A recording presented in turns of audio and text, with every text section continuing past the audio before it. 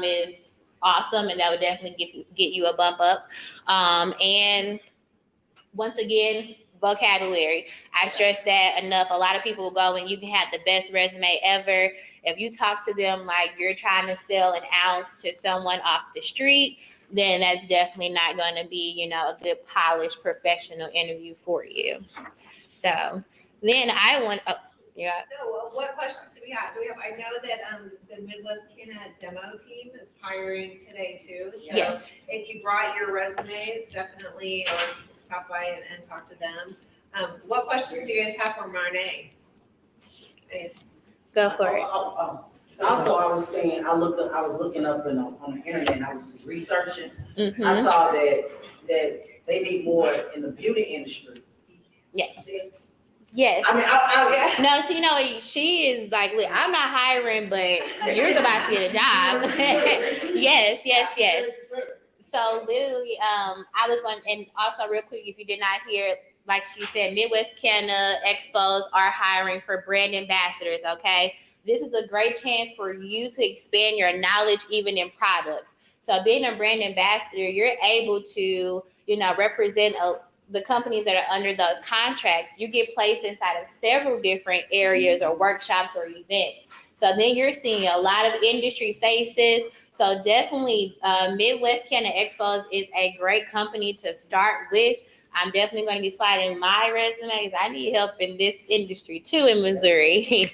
So definitely if you are looking for something to offset while you are looking for bigger things, this is definitely a great one. Yes, Jason. It's not just pretty ladies, right? We're looking for good looking men to brand ambassadors. Yes.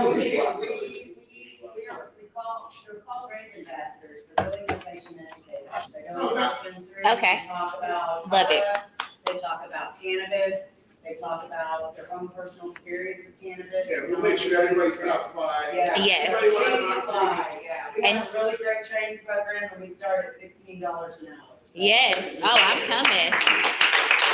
So real quick, and that's boss lady, and you heard she said patient educator. I'm letting y'all know she said that you all are patient educators. So that is something great, I was listening, okay? I'm definitely going to integrate that into vocabulary as well. But I wanted to definitely let you all know that, there are good, honest, companies out here. If you follow me on Facebook, then you definitely know that I am trying to weed out those that are good for our community and those that, do one thing and say another. But I definitely stress to everyone, seizing an opportunity for yourself, and making sure that you secure your bag, but also, making sure that you are not being led into the wrong hands is what I feel my responsibility is. So I definitely make sure that I refer, reputable companies and trustworthy companies to the community. So with that being said, my favorite part is birthing cannapreneurs, because I think that you are all capable of doing this yourself, because I've already heard so many great things inside of this group that you could be starting tomorrow. So I'll start, which we can start anywhere. I'm just so happy. But real estate, we can start there. I did a real estate workshop last fall here, early last year here in the CIC building. So basically, as a home cultivator or caregiver, you are allowed to grow up to 72 plants at home if you're a home cultivator, and you are allotted 4 patients a month. Each patient is either recommended 4 ounces or 8 ounces a month if they have a dual certification for that recommendation. With that being said, we just heard everyone stress about how they either can't grow at home or they can't find a place to smoke if they're out on a trip. So I have inside of my firm several different clients who have started either a cannabis Airbnb or a cannabis co-grow house. So if you have here in the city of St. Louis within the last year, which I actually own an accumulative of 20,000 square foot of land. I purchased it for my 28th birthday because I lost a dispensary here. And the only reason I lost was because of location. So I felt like my dispensary location was taken from me because someone came in with a bigger check. But if I own the land, you can't take this and I can build from it. So from there is when I learned how to get around and navigate through ancillary companies in cannabis. So you go out, we have the LRA list, which is a land revitalization list. And then you have the LCRA, which is in the St. Louis County. So these two lists have all types of housing developments on them. Some of those may need tons of work. So it's definitely where you see yourself as, building expense and starting up from the ground, but also being able to purchase a home from a regular home buyer's list as well is an option. So from there, you have 2-family flats, 4-family flats, or single homes.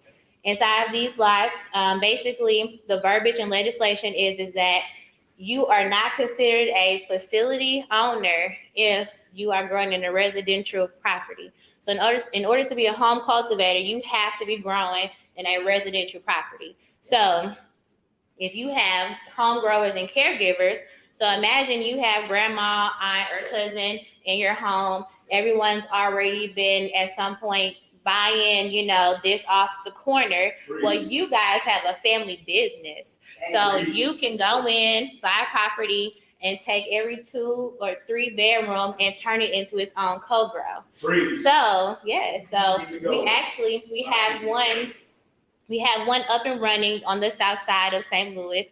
It's actually right down the street from the Cola Lounge. So basically, we have a master bedroom. Then one of those bedrooms already has the bathroom and everything set up. So that's really suitable for someone who's a hydro grower. So instead of having to hook up hoses through the house and around the back of the house, they have this bathroom inside of their suite. So we charge a little additional more if you're a hydro grower. Other than that, if you are a regular grow tent, you definitely have so here's where you create your own business model. Okay. So I suggest prices, just like I'm a consultant, you will get a business plan that will have the range of, prices, your market, how low I think you should go, how high, definitely. But my range is per room $200 to $300.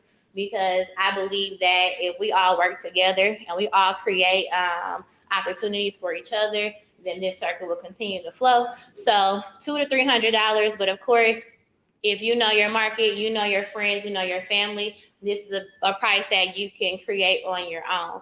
But from there, if you are a client inside of our firm, we actually have a co-grow leasing contract. So I do have an in-house cannabis attorney. So basically, as my client, I am able to give you advice and I'm able to guide you inside of those ancillary companies based off of the education that I have, learned and that I know from someone who has legal advice. So as we all know, unfortunately, attorneys are in such of a limbo with the state of Missouri and facility owners and ancillary companies. Personally, I would just say that my attorneys are ready to go to war for this point and its people. So that particular verbiage, although it has not been passed by the Supreme Court, just know that I do have people on my team who are still fighting for the patient, who are not afraid of what, those ramifications come down to. So we do have a leasing agreement that you and your property growers and caregivers will basically go over. So you cannot legally sell cannabis for $1 per product. That is illegal, okay? So inside of our cannabis market, you are donating this medicine to a caregiver. You're donating it as a caregiver to a patient, and you can either donate this same product to, other patients that are in the market. So we have created an itemized document. So inside this itemized document, as a home cultivator, if you are growing for a patient, your patient has signed off on agreeing to donate for your offset of electricity, your grow supplies for the next 3 months, your pods, literally lights, if you guys are going to go half on it. But this is literally a blank itemized document that you all would fill out and come to an agreement on your own. We would just keep that filed. in case, there's anything down the line that we need to show documentation for, but there's really no way to like provide that for any legal, reasonings. So other than that, we're just inside of that itemized contract. We're here to support that relationship with the home grower and the home grower, caregiver, and the patient. So as far as the real estate side, do you guys have any questions about that? Okay. We're going to talk about that on the side. So basically, from there, I also like to talk about people who create edibles. Great market. So I am someone who does not eat edibles. I don't eat infused foods, just not my thing. But I get constant, inboxes and people asking about how to incorporate, edibles into this market. So obviously you cannot legally sell edibles here, like on the street, at an event. Like, it's not any gray area inside of that. But I definitely support everyone in their business. However, I think that creating an ancillary company from your edibles company to where now you are a kitchenware maker. So you have cannabis geared or cannabis focused kitchenware. So you think about a magic butter machine.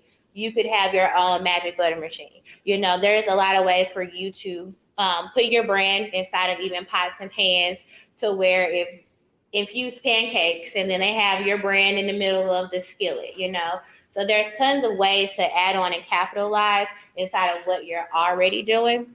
And then as far as marketing, as they talked about before, literally, if you put up an ad on Indeed or Craigslist or whatever type of job searching platform or seeking platform you're on, you put cannabis in front of it and you already have your 5-year skills in marketing and advertising, you'll definitely, especially LinkedIn. If you are not on LinkedIn and you are able to integrate any of your skills into cannabis, I promise you will be hired in like 2 months. I got on LinkedIn last year and I was blown away about how many people inboxed me. I had to turn away a lot of business. But from that, I started writing actual facility applications. So just know there's tons of opportunities for you to, scale out inside of what you're already doing. As she also mentioned, the beauty industry, which is the top industry. I'm actually going to Bronner's Brothers, guys, because if those people down there don't know that they can integrate CBD into every single thing that they're already selling, I'm going to make sure they know once I leave. So as you all should know, CBD is federally legal in all 50 states. So although cannabis is a great industry for people that are really just wanting to get in, but understand there is a branch off into this same cannabis sativa L plant industry, which is industrial hemp and CBD infused products. These particular properties do not have the same compliance and legislation as the THC derived properties do.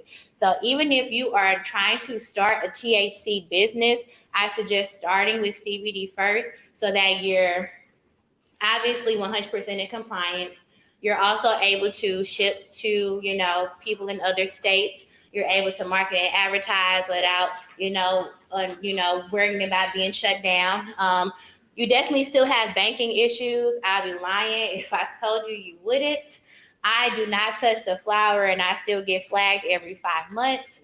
It's not fun. So I definitely suggest thinking far ahead as far as financial, hardships. Okay. I was seized at $7,000, $5,000, $1,000, you name it. They always take it. But I get it back, but it's definitely 6 months later. So imagine waiting for funds that you may not have accounted to be seized. So definitely please take into consideration. So I know I still use Cash App sometimes because honestly, I don't want the hassle. So that's definitely something that you should look into. But as a cannabis consultant, I definitely have the entire infrastructure as well as basic compliance and legislation. If you're wanting to operate as a home cultivation business or any other type of ancillary company. So if you have any questions even about what your specific skills are, we can definitely branch out into, a company or a brand that you're looking to create. So, there any questions? Go for it. I just wanted to ask, again, just in addition to that, the thinking of, say, the naming of your business, or in the cannabis industry, one of the hard, she's being flagged because of an algorithm of a word, or anything that they can identify any reason to flag it. And it was crazy. I don't get flagged on Facebook. It's funny because I post. In the banking world. Right, and it's not even that. No words at all. Literally the fact that there's so many people operating on their platforms that, like, once you start, you're high risk as soon as you hit 30,000 in a month or two. Like, they don't care. And then that's when they ask you, well, what are you doing? So, I mean, you can fly under, like, it really wasn't until I made a certain amount a month. I was on Square for a year. I was on Square for 11 months and 2 weeks. So I was hoping to get a 1 year data grab. I was ready. And they were like, yeah, no. So we're taking your money. You can't log in. Forget your sales. But here's your 1099, So it really, there's people like in Oklahoma. Some of you guys know THC2, Winnie and Perry. Winnie and Perry have been cannabis consultants for years. Never flagged. Last year, because they're once you make a certain amount, they're just like, yep, you're in this industry. So unfortunately, but he said, there's algorithms for sure that you can get around. But unfortunately, finding a financial home or like even your bank, I don't suggest telling them that you're a cannabis or CBD company. Yeah, I was just gonna say that. No. Hang on. Go for it. In this state, in our license pool is functioning now, so I would assume it took some time in PA, but we eventually had true, open, honest financial support on the deposit side, not on the loan side. So there's two, I was gonna say there was two banks or financial institutions that offered a grandfathered in time frame. And then once that time frame was met, I'll say lied and said that they were going to accept about 15 new clients. But I would more so say that it was probably a screened process. No Black people got it, but other people did. So I definitely don't think that it is an open opportunity for everyone. And I'm actually, the credit union situation, I've been with the credit union since I was 16. And yeah, she was like, are you sure you want to put in this application? I'm with Navy Federal. So I was like, no, you said it twice. So no, I don't. I'm going to refigure it out because I didn't want to lose my account, But I will say that I've heard it from all my clients at some point. As of right now, you're either going to pay for a percentage of fees on whatever platform that you find that will hold you for that moment. But literally, have you had any? Banking? Yes. My license was asked with banking once. Yes. Starting with CBD, we just were attempting to launch a CBD line. Squarespace and PayPal are requiring us to produce 3 months of bank statements that show sales. Mm-hmm. Well, how do I sell anything With no I have no way to platform. process it? Exactly. So this has been going on for 6 months back and forth. That's why I'm surprised you were even able to use Square. And I think what happened was I was on it, I think before everyone else hopped on, and then they were like, oh, well, wait, you fell in between the cracks. But they didn't even offer me the CBD program. I heard about it, but they didn't even offer it to me. But let me tell you what was so crazy, guys. They offered me a business loan. So I got a business loan from them. So I'm paying them back for my percentage of sales every day. And when they kicked me off, they were like, oh, yeah, so by the way, you owe us for this business loan because you breached the contract because your account is no longer in good standing. And I was like, you guys double effed me. Like, you offered me this business loan, I'm paying percentage, and you kicked me off. So I will say that I've been in a 3-year process of creating a credit card processing platform for people like us that have these type of issues. Obviously, you have to have a huge credit card underwriter. So until I get Visa, MasterCard, Discover on the phone, we'll still be trying to figure this out. But I definitely suggest Cash App, Venmo, make it. You can do Sums it. Up and Clover. No, so Clover, no. But I know Sums Up because I got them. Okay, I should probably say it, but I'm gonna say it. we Also, listening. I don't know if a lot of people know this about the icons and Oh, Bitcoin, You can yeah, do that, they don't even trace the money. yeah. But see, You that's can accept it too. I'm sure. yeah. I mean, so I'll say this. So my degree is in accounting. So I've been a day trader, stock investor. I've taught everything. I literally bought Bitcoin when it was $3. That is how I've been able to afford my cannabis endeavors. Okay, I'll say this: Bitcoin is at $35,000, right? You know how many people call me because they thought it was gonna keep going up. No, so like it's a trend. It goes up and down. The thing is that that is an imaginary blockchain, meaning that is not FDIC insured, NCUA, nothing. So you can pay me $1,000, you can pay me $5,000. I'm gonna get it, but if Satoshi decides to wake up one day and say thank you for this billions of dollars, we all gonna be looking like where it's at. So that's only flip flop with that. I'm a risk taker though. Like I get in and get out all the time, but I definitely would not suggest accepting digital currency. Yeah, you gotta know when. Like I just made 16K from what just hit, and I can't remember. No, I only won like 2,000 AMC. That I should have put more in that. But no, Dogecoin. I hopped in November. I got out in February. So definitely, but that is not my expertise. There's somebody chilling in here who is a certified stock instructor. Okay, so let me digress. Series 6 in the building. So, excuse me. Okay, excuse me. But I will say this. So I'm glad that you brought that up because Zach actually teaches cannabis stock investment classes. We've done 2 in the community, but he definitely has his own schedule on elitehomegrow.com. Definitely, if you're ever interested, this man has helped me make a lot of money. And if you're around and this is a partnership that I am very grateful to have. Zach is a very smart, wise person. He definitely has the industry experience and the financial experience to help us. So I try to utilize him as much as possible.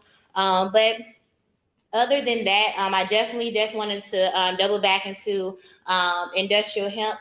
If that isn't something that you guys know about, it is definitely something that you should look into. It is inside of the same cannabis plant that we are talking about. It has way more industrial opportunities as well as medicinal properties. So when we talk about the health component of being able to cure cancer, alleviate seizures from epilepsy, to alleviate fibroids, all those things, it comes from 3 different properties that are inside of this plant. Is the CBD, the THC, and the terpene entourage. So it is very important that you understand the combinations of the properties, even, as a patient specialist or even as a facility owner. It is important to have education, okay? And I will end with patient over profit. And if you guys have any questions, I'll definitely give you information at the end of the class, okay? Okay. Yes.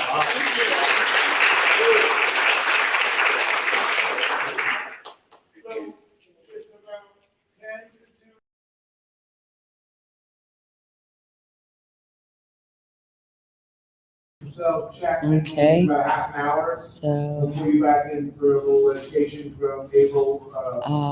we're taking a break. We're letting them go out and talk to the vendors right now, the participants.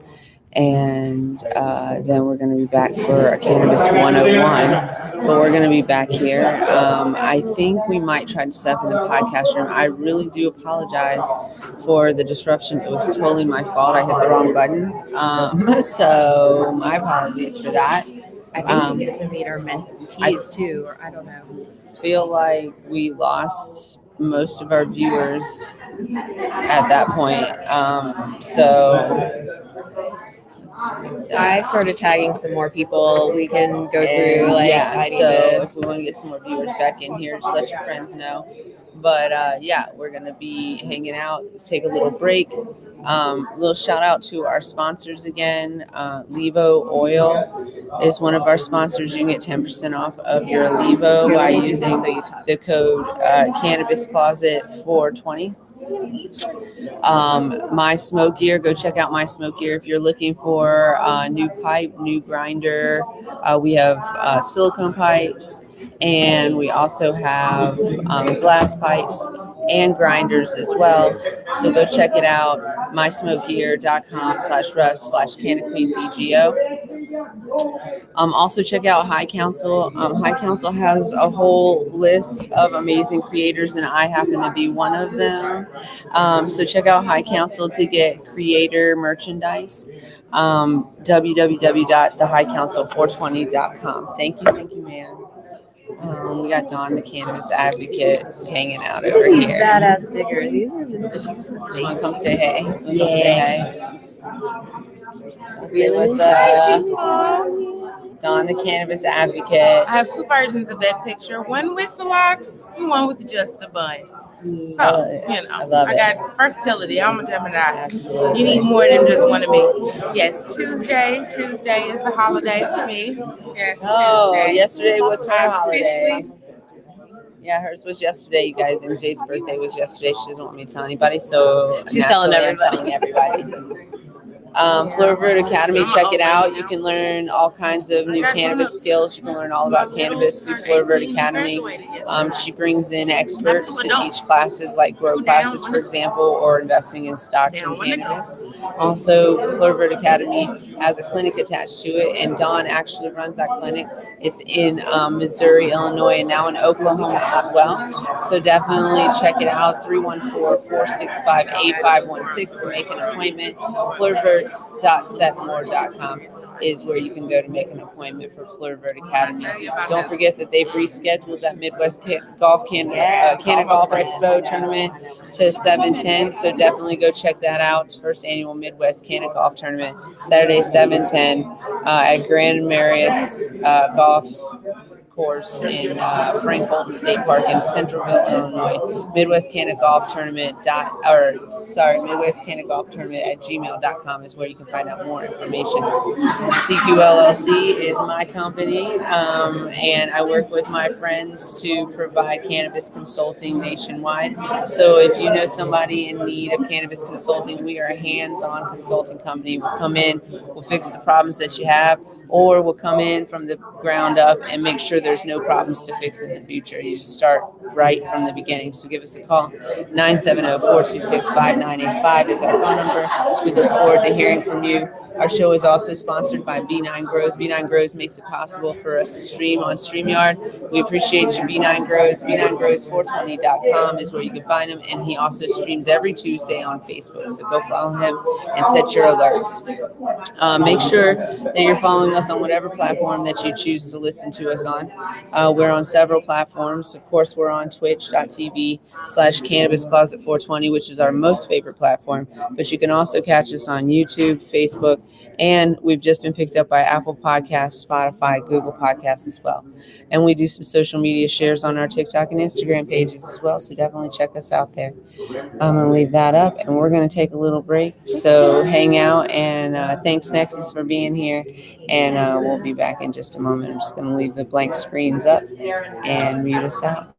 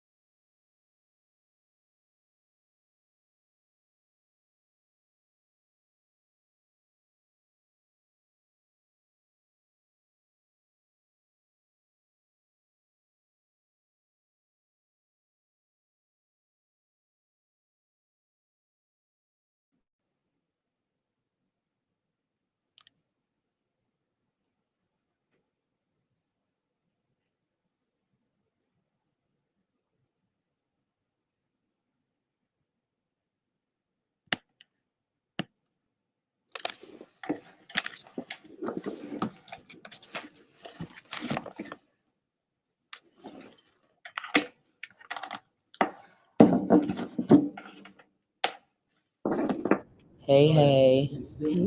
Okay. Actually, MJ, we're not going to be doing this on StreamYard at all. We're going to be just recording. So cool. But yeah, we do need to be back there just so we can watch what's going on in here. That's brilliant. Cool. Can you hear the music? No. If y'all can hear the music. I'm trying to share screen up here. Okay, I'm gonna remove myself here.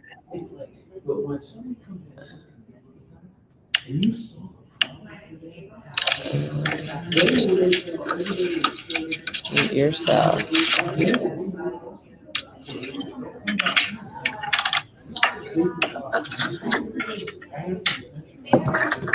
Hey. I have not. Actually, MJ, we're not going to be doing this on StreamYard at all. We're going to be just recording.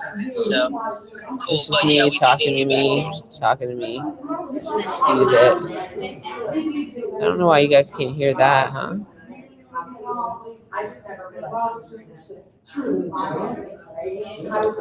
That's all up. So I don't know why you can't hear it. Hold on, let's see if you can. What's up, everybody? Thanks for hanging out with us. I'm just trying to see if you can hear this. I can hear it in my headphones, of course, but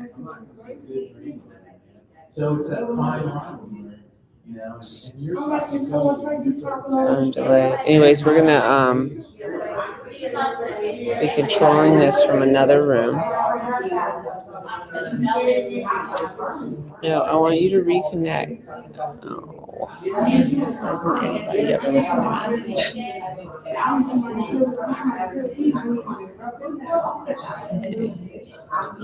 That's all up. So no, I can't hear it. I don't know why I can't hear this. What's up, everybody? Why can't you hear this? Just trying to see if you can hear this.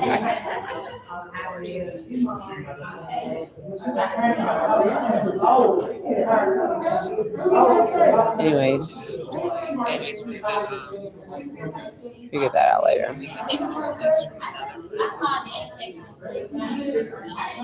Yeah, he is. Okay, I'm just gonna go check on something. Excuse me.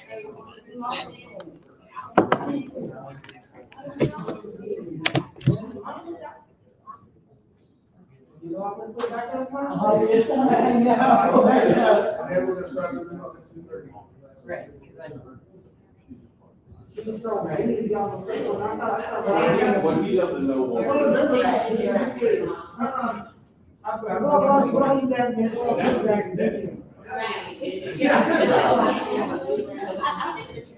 No, I like all that. Same like that. Let me just ask you. Sorry. I would always ask that.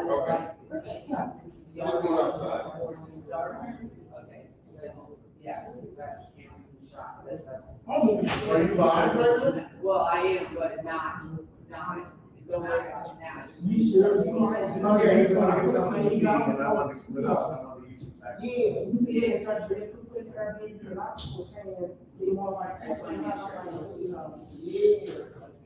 Jason Nichols. Jason Nichols, my name.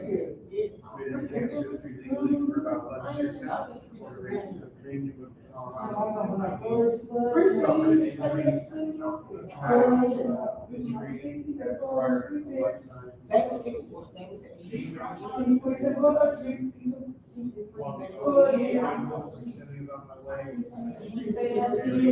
No, he was being bothered. Friends, international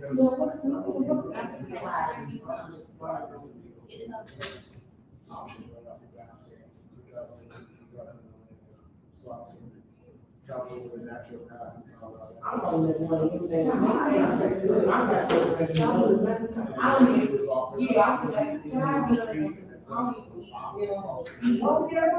Oh my God, the vision, and we're in our first place, we don't have so much and I was like, no.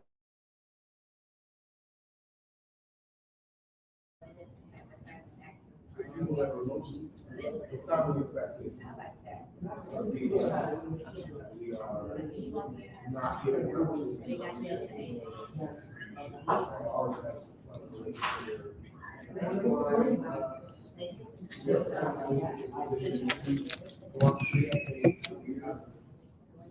This is career opportunities for development.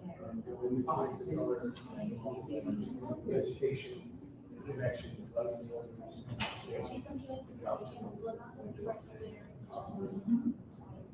Really, it's being specifically in the state.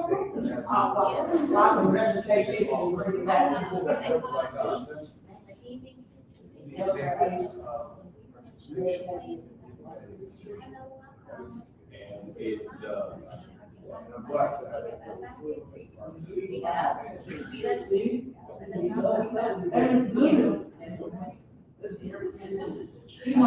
Tell me what the effect like.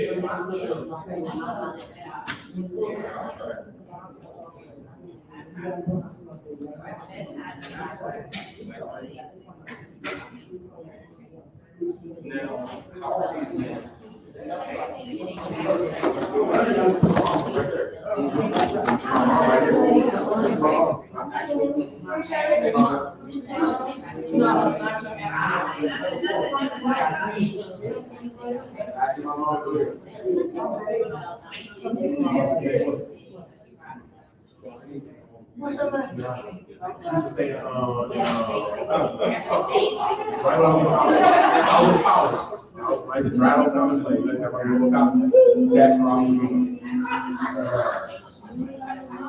I'll let you shake my head.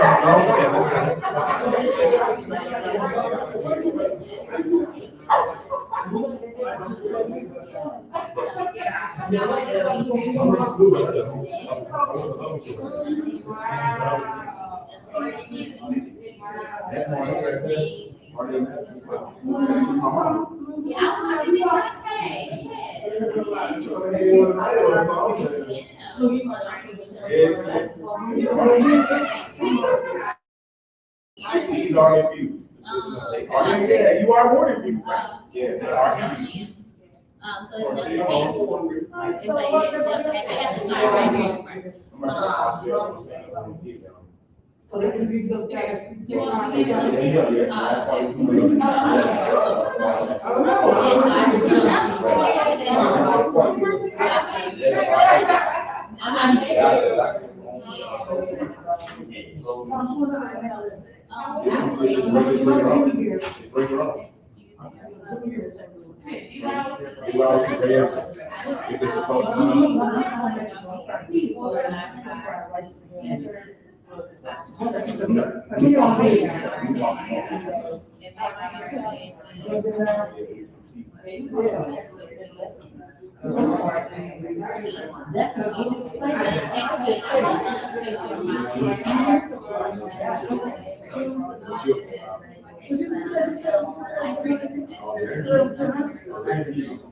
Oh, yeah.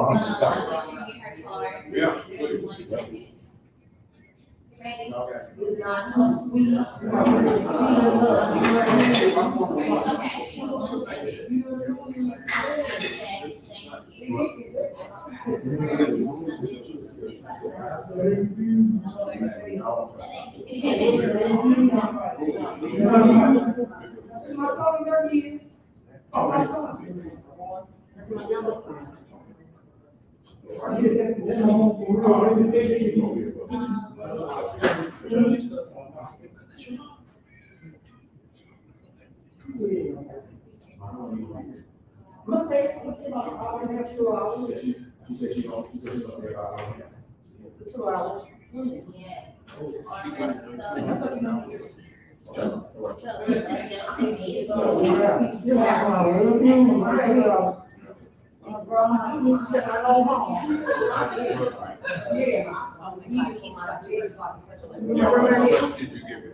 So, I mean, we just, no, we are, I don't need us at your house now. No,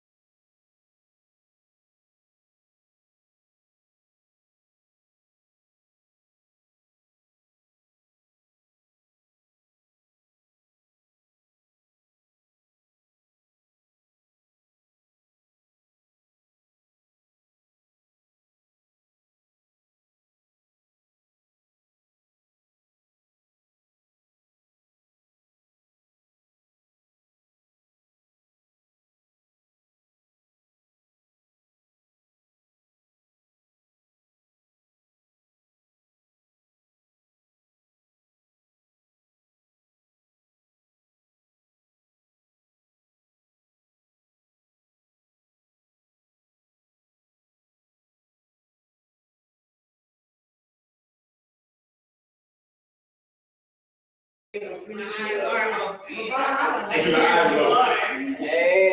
big. That was my first time having an edible. I tried. Hope I can. Give me your numbers in case you want me to drive. Yeah, okay.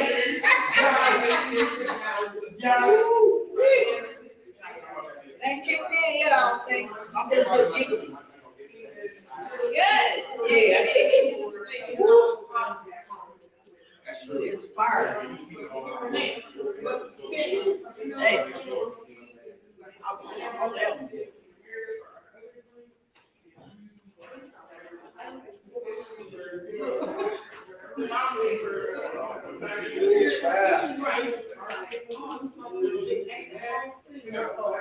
That charged it up. Anyway.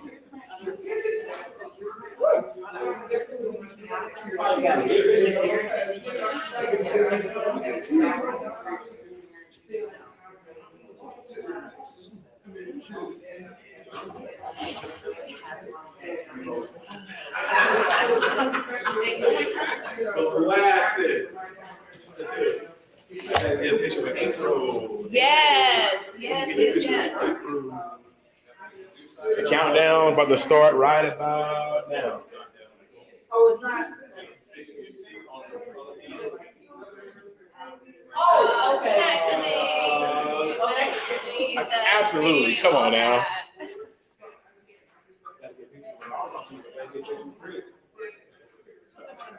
Countdowns be good.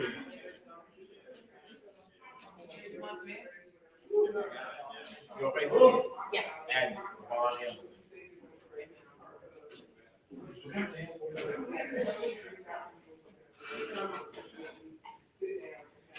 L-A-V-A. There we go. Roll it out.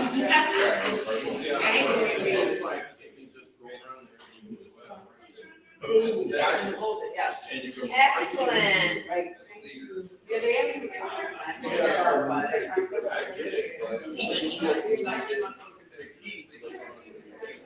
No, nobody did it right, 'cause put it up. Thank you. No. Oh, this is not. Oh, this is it? So that means what that means. Oh. I'm looking, I'm like, oh, yeah. Don't do it, don't do it. Don't do it, don't do it.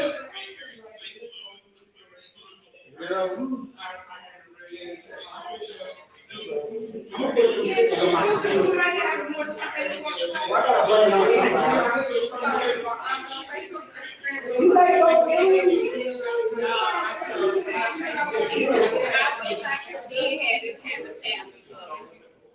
You know what? They got a place on Instagram, like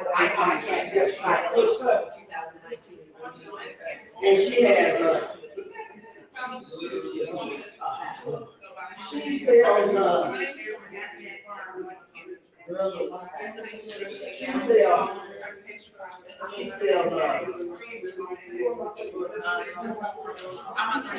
she sells DIY products.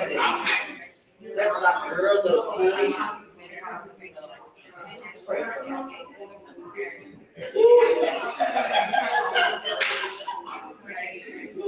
That was a lie. A lie. A lie, girl.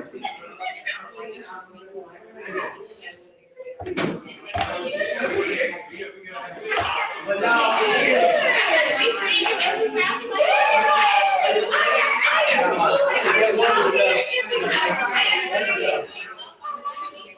I want another one.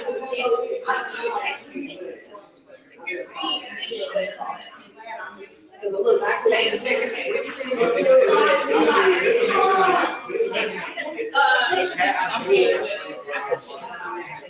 I'm good. But it's well. Hey, well. Oh, this is cute. It's on my app.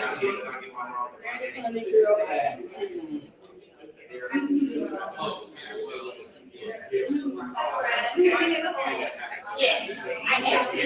Yes, I have two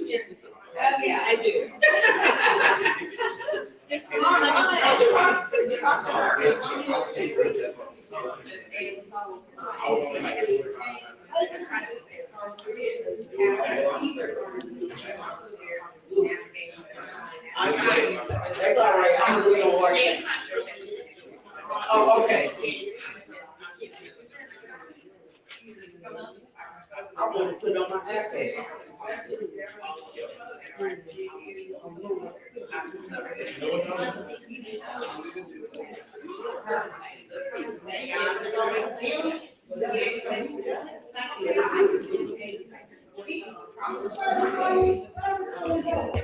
Really is, no, actually, it's exactly what it is. It's in the same category. It's in the same category. It's one market.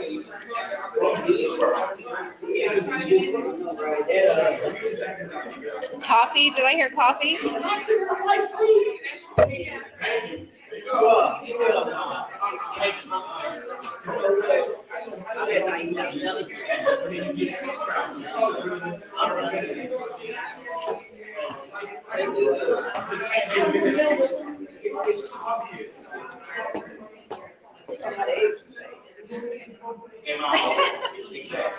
Eat some fiber, drink some water, eat some fiber, take a slow deep breath.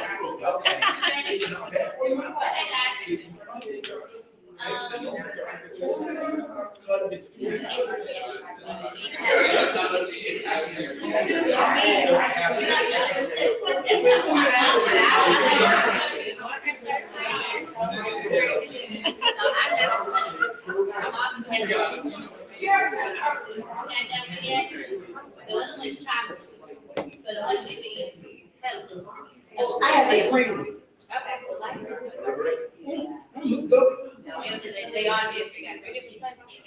Get them after again before I come. I think Jason's the last one in here every time. Yeah, so Jason said, let's get going because he has Okay. something to do outside.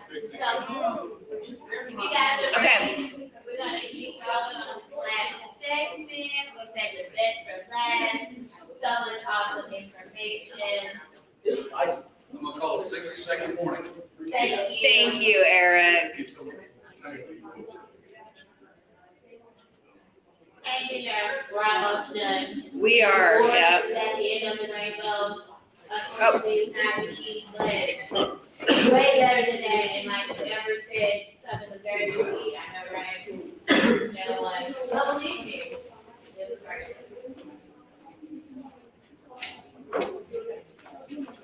Okay.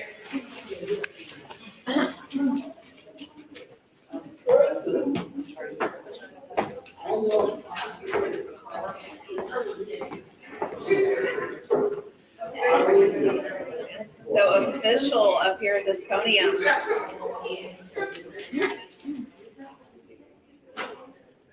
We're gonna eat all these and then leave. Oh, I'm not eating any of those.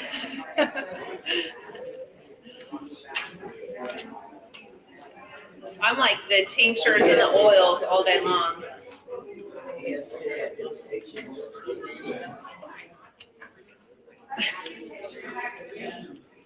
You know, everyone has that Delta 8 story. So today may be just your Delta 8 story. Yeah, you'll never forget it. It's kind of spicy. I had two different ones. I had the chocolate and like fruity pepper.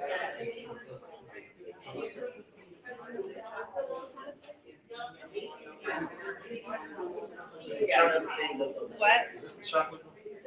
I have no idea. Maybe the brown one is like chocolate. But no, take it. Huh? I mean, yeah, take that. I'm not taking that stuff home. I'll be like, thank you. What happened was, we were in there.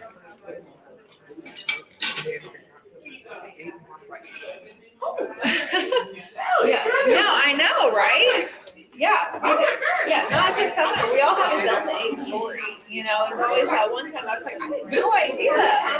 Yeah. Experience. Yeah. And it was so funny because I had actually put one in my bag because Eric takes me every left. Yeah.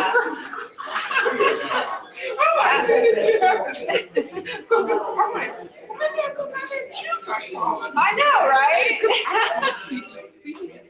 It's like when I wanna go to sleep. Yeah. I like it like a quick little, like, That daily life, cigarette managing after. anxiety. Yeah, but this, I'm like, Yeah.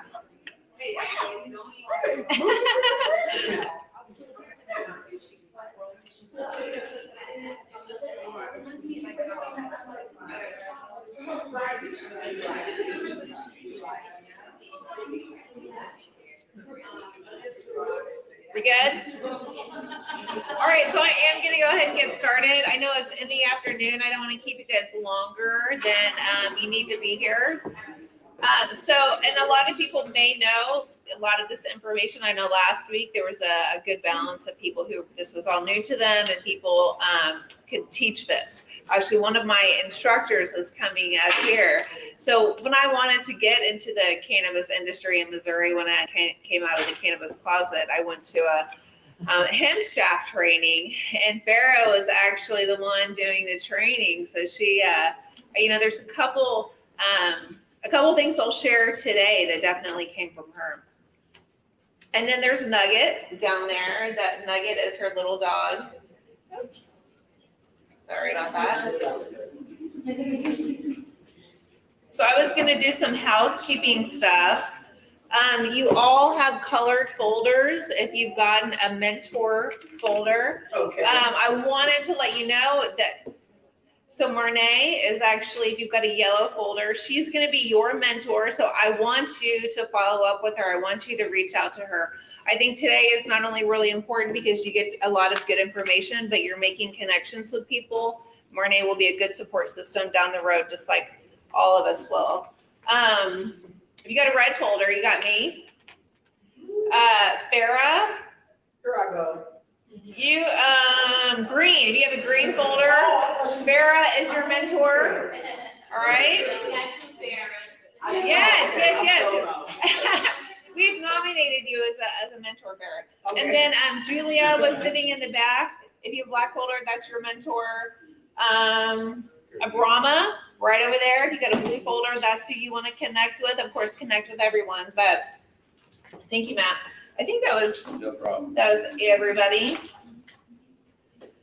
So I shared a little bit about my story when I this morning.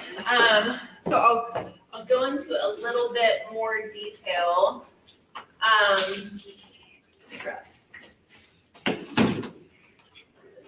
Okay, so someone had asked me during the break if I was a fan of football. And I feel kind of bad because I have to tell them no. So every time I'm watching football, it takes me back to when my son was injured in a football game. And the 2 years of my life that was completely controlled by taking care of him and helping him get well.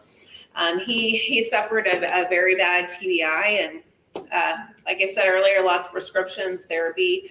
Cannabis was what really made him heal.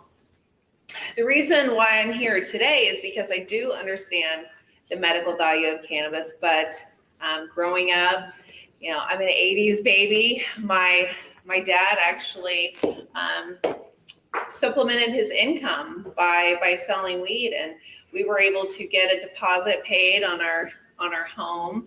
We were able to move out of a certain area, and we were very fortunate that he was a guy who was able to do that, who would have never gotten in trouble.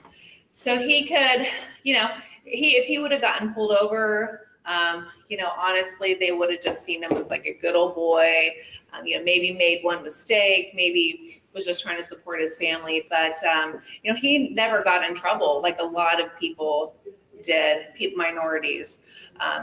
And when I talk to patients, they're just trying to figure out how to legally do this, right? They're just trying to understand how big companies are making billions of dollars off this when they have brothers and sisters in prison still for it. So that's why I'm here, because that's just a big problem, and that's I want to do something to change it. So Matt and I do a lot of training. We do a lot of training in dispensaries for staff. And we do a lot of patient education. So this Cannabis 101, again, probably some information that a lot of you already know. The presentation is in your folder, so take notes, take it home. Let me know if you have questions. I'll probably speed through it kind of fast, and I apologize. I'm just not a big fan of reading PowerPoints. A couple other things I wanted to bring your attention to before I do get started. So please, please, please make sure that you've signed in on one of these clipboards. There's one right here. We really want to make sure that we can stay in touch with you. I don't send out newsletters or emails or anything like that, but we think that it's important that we all stay connected, right? So we'd like to make sure everyone gets signed in. Not only a big supporter of the medical cannabis, but also hemp and all of the uses for that. I was kind of sick of hearing my patients say, oh, I took this and it worked, and then I took this and it didn't work. I mean, they never remembered anything. So my COVID project during the first days of COVID was to put together a treatment journal for patients. So any patients who consult with me, get one of these. I do want you guys to take a look, check them out, but they're printed on hemp, which is really important to me. And then 20% of the proceeds go to support an organization that prevents suicide among veterans. So they are for sale for $10, but take a look, see if you want to get one. This is just something that we can do to support veterans. But if you're a patient, you'll get one too. So overwhelmed with all the choices, just a pamphlet that we give to new patients. I remember being overwhelmed when I was getting started with the medical aspect of this with my son. I just would walk into a dispensary in a legal state and I had no idea. There were 500 things on the shelves. I didn't know what to do. So this is a good brochure that's really good for new patients. So they're out there as well. So I actually want Miss Kay to stand up and introduce herself real quick. Since you just walked back into the room, I apologize. Tell us a little bit about what you do with Posy Pots. Yeah. Hello. Hello. It's cool, but I think I know half of you in the room. So, for everybody else who doesn't know me, here I'm just gonna pass a bunch of these around. I think I'll start right here.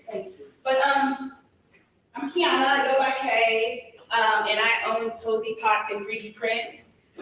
So what Posy Pots are is they are a 3D printed self-watering pot that you only have to water your plants once a month.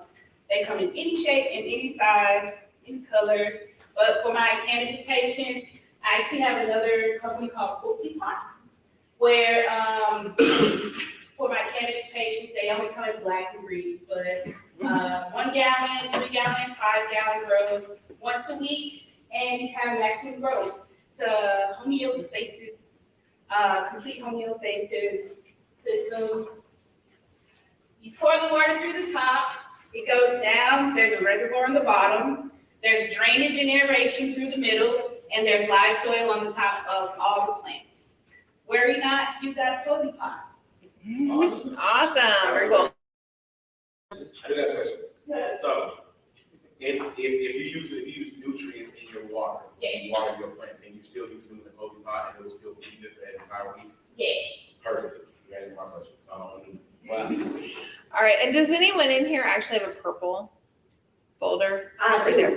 Okay, so Megan, who's back there with the Cannabis Closet podcast, she's not back there right now, but she's gonna be who you wanna get hooked up with, okay? All right, so again, I'm just gonna go through this stuff. I'm not gonna go through my introduction on that background, but I feel like I was born to be a nurse. I was born to take care of people.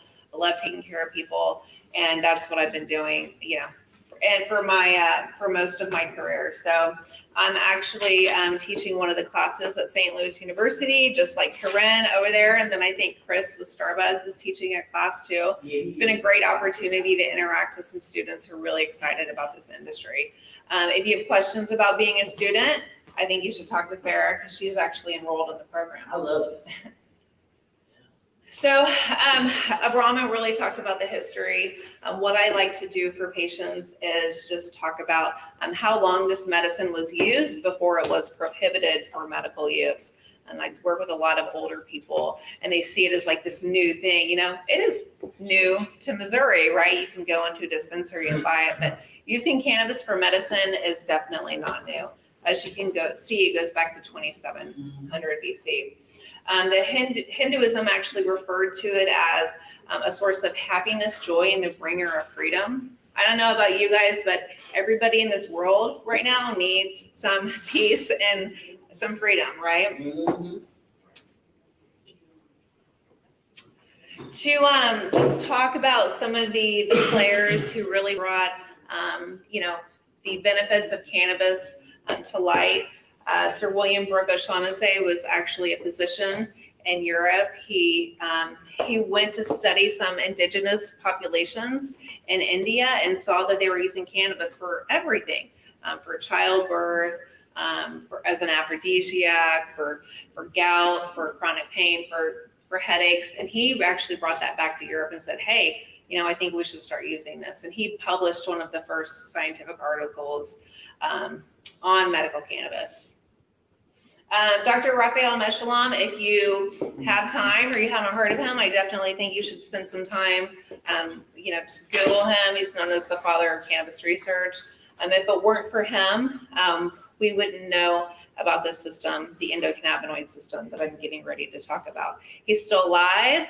If he comes back to the United States and you have the opportunity to see him, I think you should all take advantage of that, because he's really been doing this, studying this plant in the lab since the 60s.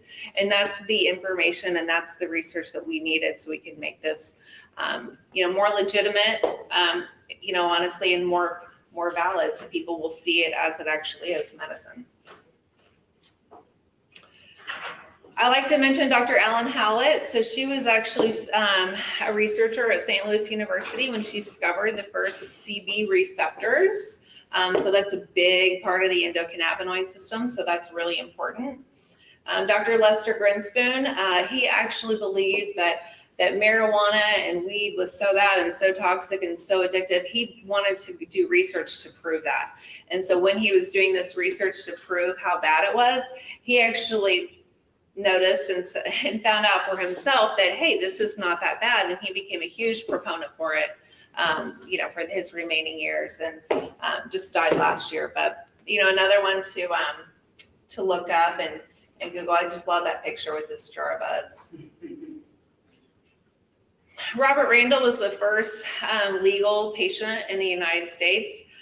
He saw the benefits of medical cannabis and really fought long and hard, really over decades, to become that first legal patient, and has really been a huge advocate for this industry and for patients.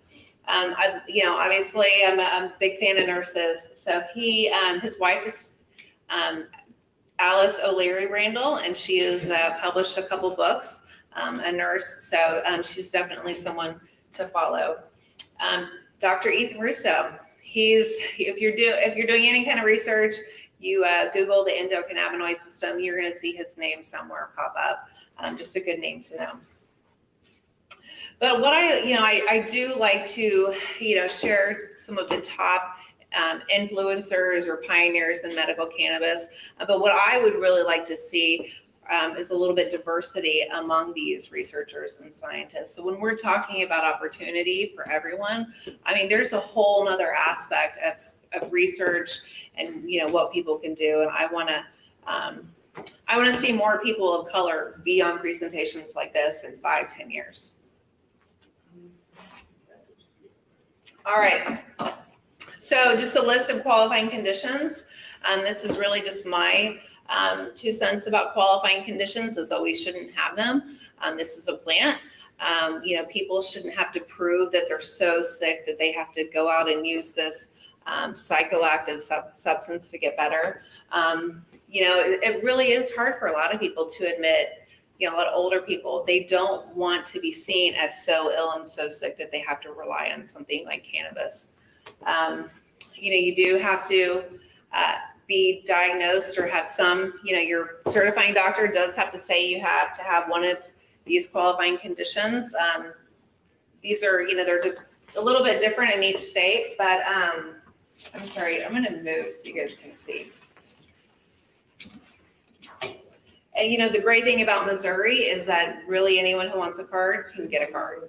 There's a lot of states out there where you have to be really, really ill and sick, and you have to have a lot of medical paperwork just to get that card. All right, has everyone heard of the endocannabinoid system? I know we've mentioned it a couple times today. So when I'm, talking to other nurses and doctors about cannabis, I really like to tell them about the endocannabinoid system because it's a system that we all have in our bodies. It's like the cardiovascular system, the neurological system, the respiratory system. It's in every mammal, honestly. And so they understand science and they understand systems and receptors and enzymes. So this system is really important for, I think, everybody to understand because, we all, we're all very different. We're all individual. We all need certain or different amounts of certain things. And just this background information should, I hope, help you kind of figure out what may work best for you. But the endocannabinoid system is really the system that is responsible for maintaining balance in the body.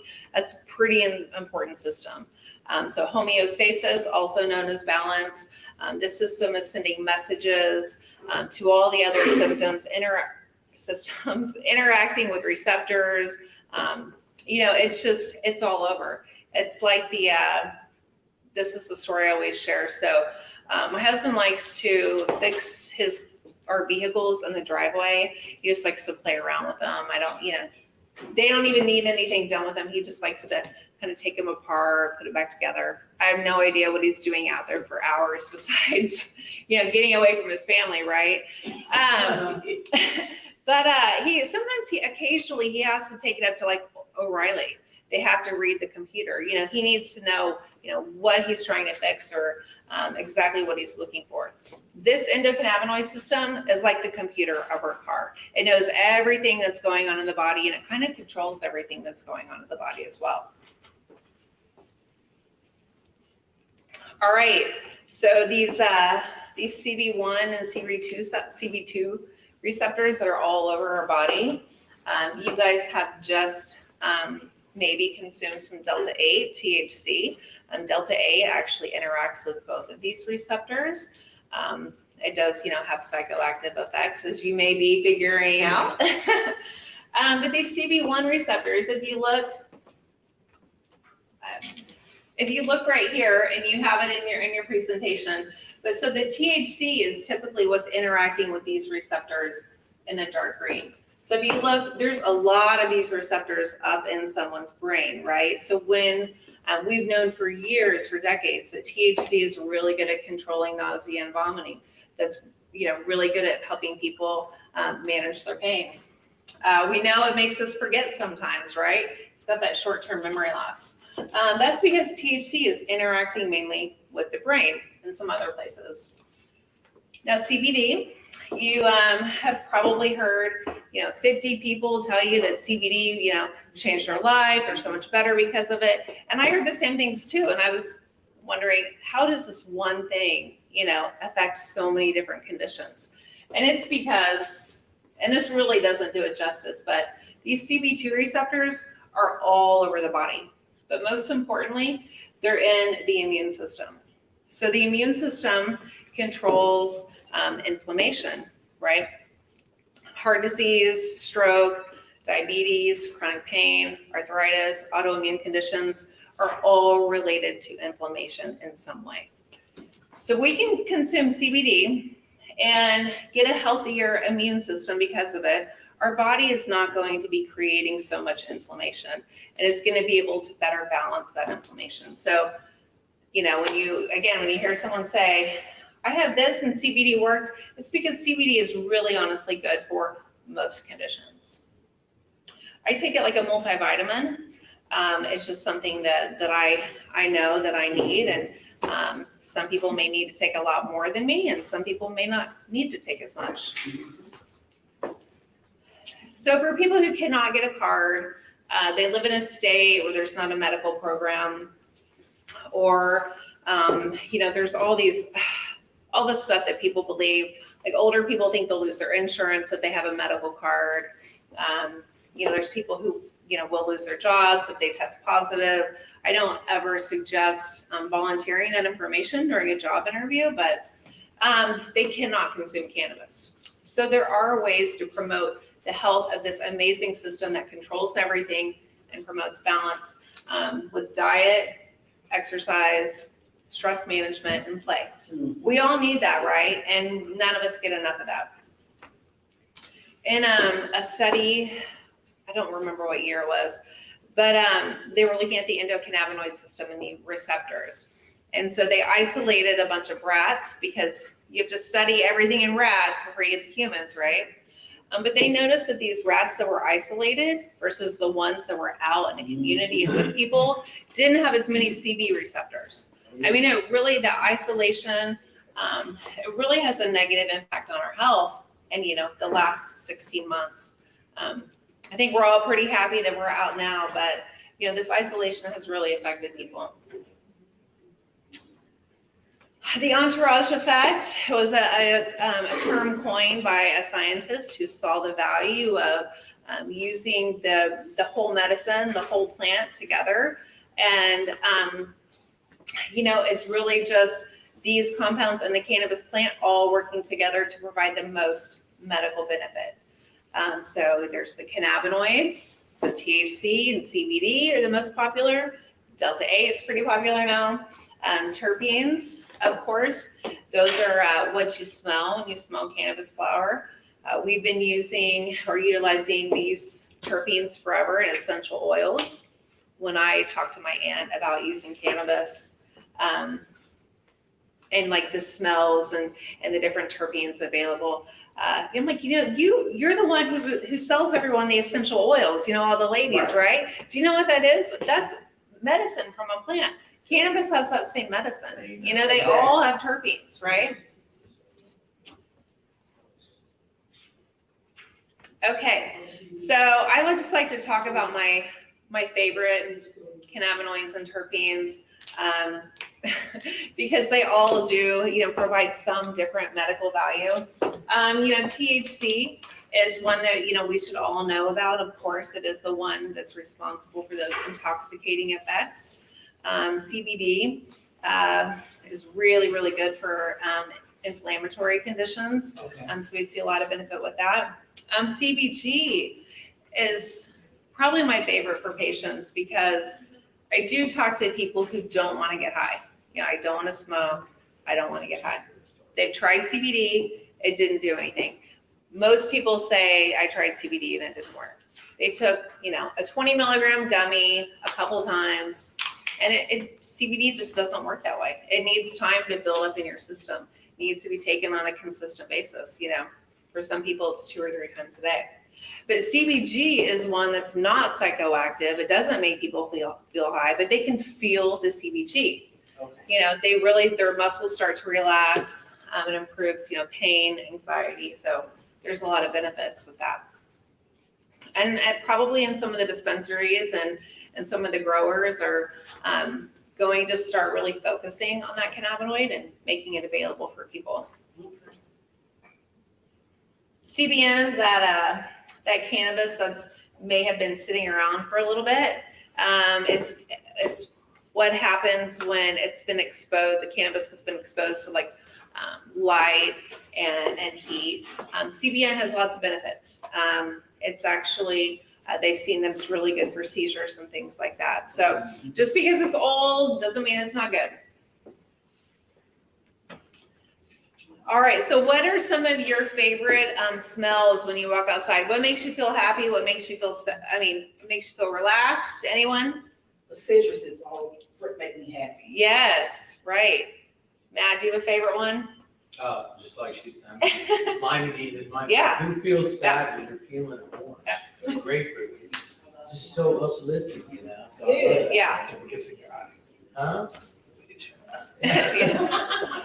No, all plants and fruits and vegetables, when we smell them, they make us feel a certain way. And yeah, citrus fruits make me feel happy and refreshed. And pinene, when I walk into, you know, a forest full of pine trees, I mean, I feel like I can breathe. I feel, you know, energized. You know, these are compounds that have real medical value and they're in cannabis. Beta-caryophyllene is one that a lot of my patients find success with. when they find a cultivar high in this, because it actually interacts with the CB2 receptors, unlike the others, and it's a potent anti-inflammatory. So this one is huge. And then myrcene is the most common one found in cannabis, and it's very relaxing. A lot of people use it to help them sleep. Nurse, hey, I have a question. 'Cause I suffer from fibroids. That was like the size of like grapefruits and baseball. I got surgery, but it doesn't like about it. But anyway, what I would like to know is it something that, because I gotta have another surgery. So that's what I'm trying not to prevent. I don't want to go into surgery. Yeah. Is it something that I can take that will bring the youth? I'm trying to talk without being discreet. But since you're a nurse, you know what I'm talking about. No, My uterus is oversized. Yeah. So I need something to make the strength. Yeah. So is it something that I can take? I would rather take some medication versus going up under the knife, because not only is it costing me money, but I'm not able to work. I've been on bed rest about, I don't tell how many months. But I'm tired. Yeah, and I get so many calls like that. And what I would say to you is there's so many different ways that you can consume the different cannabinoids that honestly there is a great option for you that you could really use to target that area. Okay. I mean, so let's definitely talk after this. Okay. But yeah, the different cannabinoids, I mean, CBD is going to be really good at getting that inflammation down and preventing, I think the fibroids, potentially from getting worse. So they removed them. But she was trying to. Well, I was trying to. Yeah, no, you got it. Weird stuff. Yeah. But I just don't want to. I don't want to go through another surgery. Yeah, I know. I don't think so. We're actually going to talk about the different delivery methods. Okay. So there are a lot of women like you. There's a lot of people who have to use either vaginal or rectal suppositories because they really want to target that area. And whatever you're trying to treat, you may use a different cannabinoid for that. So it's important for someone like you to not go to the dispensary and buy, whatever they have, if it's THC or CBD, because, they all do different things. So you want to make sure you're putting, you're using the right thing, Okay, that's interesting. There's so many different ways to consume cannabis. But there's pros and cons to all of the different ways, right? And, if you're working with people or friends or family members, I'm always ask them, well, how would you like to consume it? Because there's a way you can consume it that way. So there is some dosing information in the presentation. I do like to just talk a little bit about this right here. So this gets a little complicated for people. You could go buy a bottle of oil that's 30 milligrams. You can buy a bottle of oil that's like 3,000 milligrams of CBD. People have no idea what to do with that bottle and how much to put in the dropper because the FDA has really prevented them from, putting guidance on those labels. They just don't know how to use it. So I think, if you go home with any information today, try to, is it on this one? It's on the next one. I want you to know how to calculate how much is in that dropper full. Oh, here we go, it's right here. So it says right here, oils, tinctures. So there's 30 drops in a milliliter. Okay, so this is a milliliter right here. There's going to be 30 drops of an oil or tincture in there. And then your bottle is going to tell you how many milliliters is in it. So most of the bottles I buy are 30 milliliters. Okay. You're going to find the total amount of milligrams, so THC or CBD, let's say it's 100 milligrams, and you're going to divide 100 by 30. Okay? 100, divide by 30. Because there's going to be 30 milliliters in that bottle. And that is going to tell you how much is in 1 milliliter. And that's going to be right here. So what is that, 3 milligrams? Yes. So that's going to be 3 milligrams in this full dropper. I have talked to so many patients and people who they buy something, we're on Zoom, they're holding the bottle up, they're holding the dropper up. They have no idea. There could be 100 milligrams of THC in here, or there can be 3 milligrams of THC in here. It's Okay, really important that patients understand how much they're taking. okay. So basically, when Nurse Paper, when I'm doing my math with the cannabis dosing, I should always use the formula, the division formula. Yeah, so you'll Okay, take the total amount of, You know, like if you buy a 500 a bottle that says 500 milligrams CBD, and it's in a 30 milliliter bottle, you just divide 30 by 500. If there's 1,000 milligrams, you just still divide 30 by 1,000. Your phone's got a calculator on it. Yeah, so there'll be, one might be 16, one will be 33 milligrams, but based on, because I've had people come to me, because I manage CBD stores. Oh yeah, each drop is 1,000 milligrams. I'm like, I gotta break it to you, bro. It's not- right, You know, you're not figuring this out right, so. Unless it's a 50,000. yeah. Yeah. Yeah, and for people to really see, yeah. In the world's largest bottle. How much would that be? You know, for people to really start to heal with this plant, they need to understand what they're taking and what's going to work best for them. So this is huge. This is kind of my soapbox. There's just not really clear instructions on the packaging. There's some guidelines for pediatric patients and adult patients as well. I started out making a canna oil for my son, working with some different types of flower and cannabinoids, and I didn't realize that this calculator, like these things existed.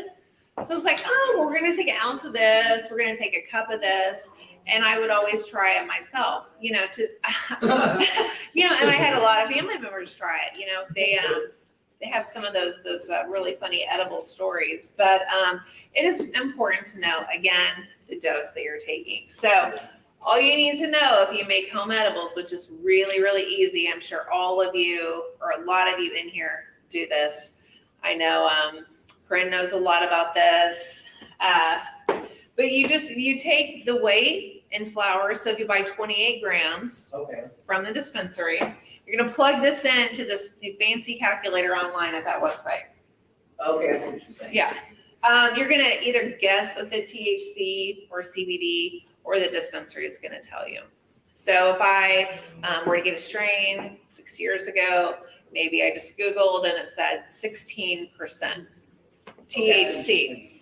So it's gonna be 16%, and then the amount of carrier oil, butter, you know, whatever you wanna make it with, let's say a cup, you're gonna plug that in, and it's gonna tell you, it's gonna give you milligrams per teaspoon. And that's important for people to know, because I just want people to avoid kind of what I had to go through on this. I think it's a spoonful.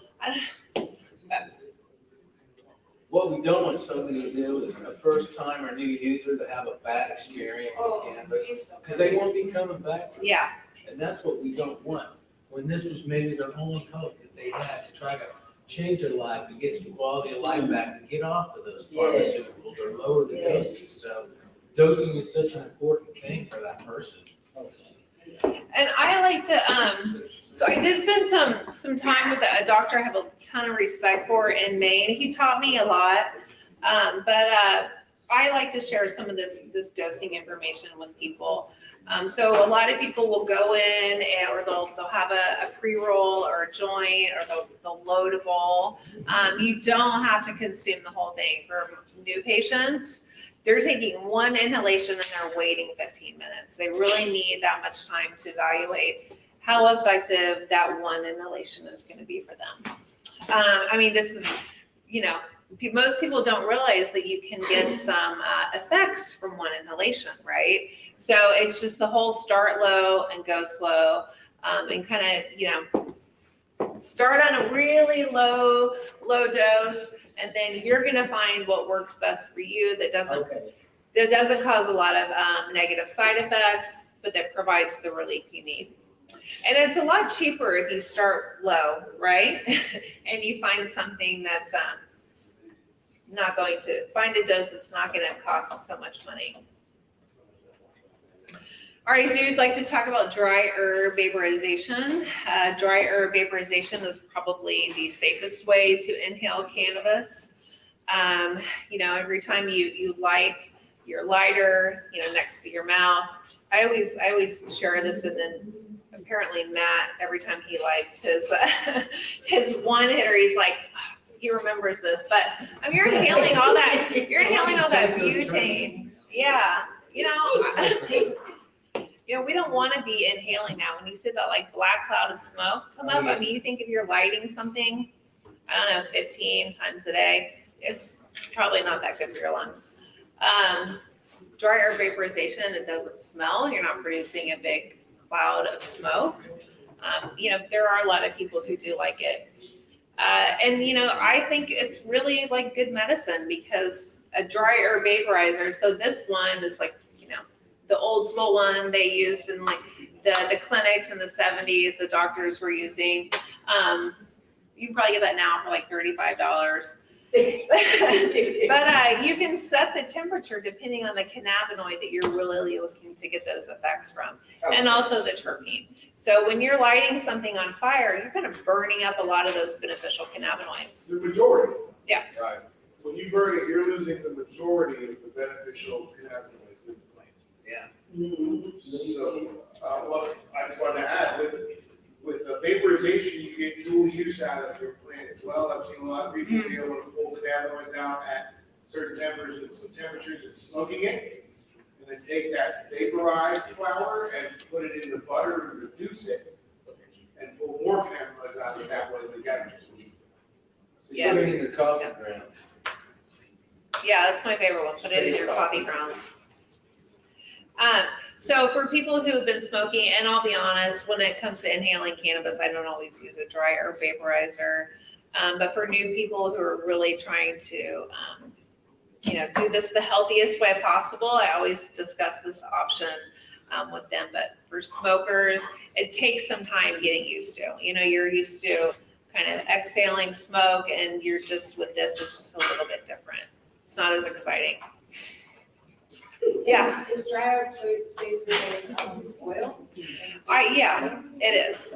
So we have just been consuming oil by vaporization for, I don't know.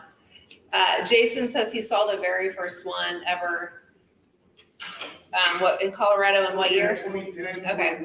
So that was only 10 years ago. So we just don't know the long-term consequences of inhaling a bunch of, you know, whatever. A lot of times, you know, we don't know. So I would say, you know, most patients do pretty well with it.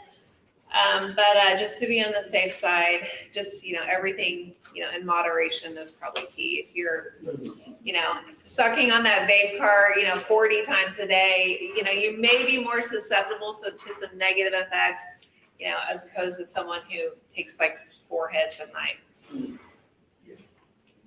All right, so just one thing that we stress when we do, you know, patient education and dispensary education is patients really have to start with the dose that's going to be best for them, and that may be different than somebody else. That start low and go slow. To be most effective, you know, for my patients who really start to see a lot of benefit and they really start to feel good, they're not just smoking, they're not just using oil, they're using a combination of different things. So they may use inhalation when they're in a significant amount of pain or when they're trying to go to sleep, but they may need to consume an oil with THC in it a couple times throughout the day. It's kind of also known as like layering or stacking, but you really want those cannabinoids in your system around the clock. You want to prevent the pain. You want to prevent the anxiety. It's much easier and much cheaper to do it that way than to feel those symptoms and try to, you know, take something to battle them. So short and long acting delivery methods. If you grab one of these, it'll tell you how long it usually takes before you feel the onset and then how long it usually lasts. And so there's, yeah. All right, labels are extremely confusing and they're going to be different in every single state. There's not a lot of people who are new to cannabis who could read or see that and know what that even, any of that stuff actually means. So if you have the opportunity to work with patients or work with someone, I think it's really important that you start to talk about some of these things that you may see on a label. Older people, no, I mean, the print on these things are so small. It's just, it's really unfortunate that we haven't done better with something that's medical.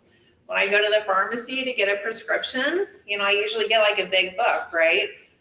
I know it's a waste of paper, but that stuff is in a size that I can read and that most people can read. You can't do that with medical cannabis products.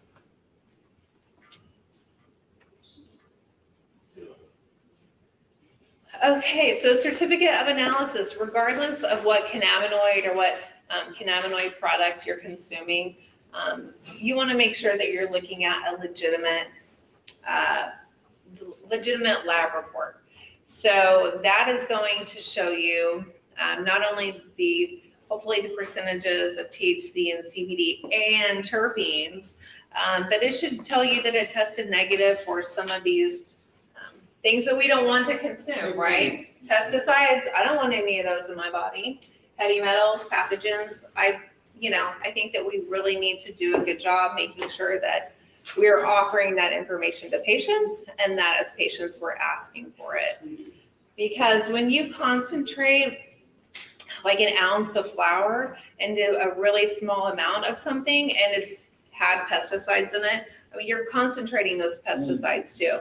And we just, don't want to expose our body to something potentially toxic when we're trying to heal ourselves.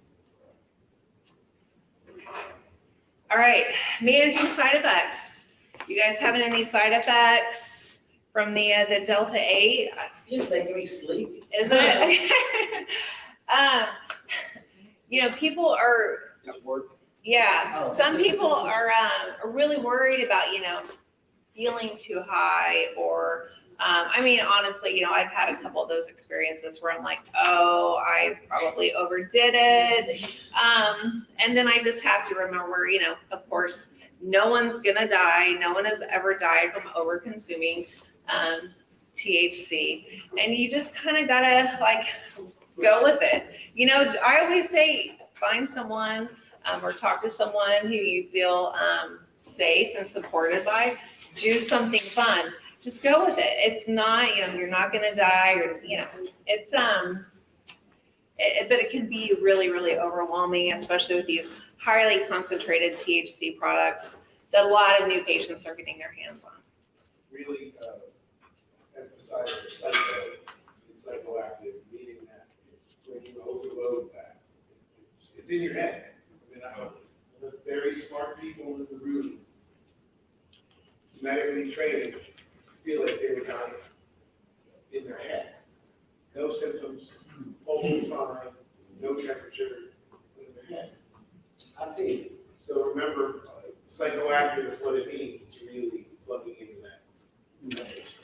So there's not a lot of science on how to kind of counteract these the psychoactive effects of THC, but what I've read and what I think does work for people is if obviously breathe, do all this good stuff, but if you feel like you're too high after eating an edible, eat something that has a lot of good healthy fiber in it, or maybe something with some protein, something that's going to slow down the metabolism of that THC that's in your stomach.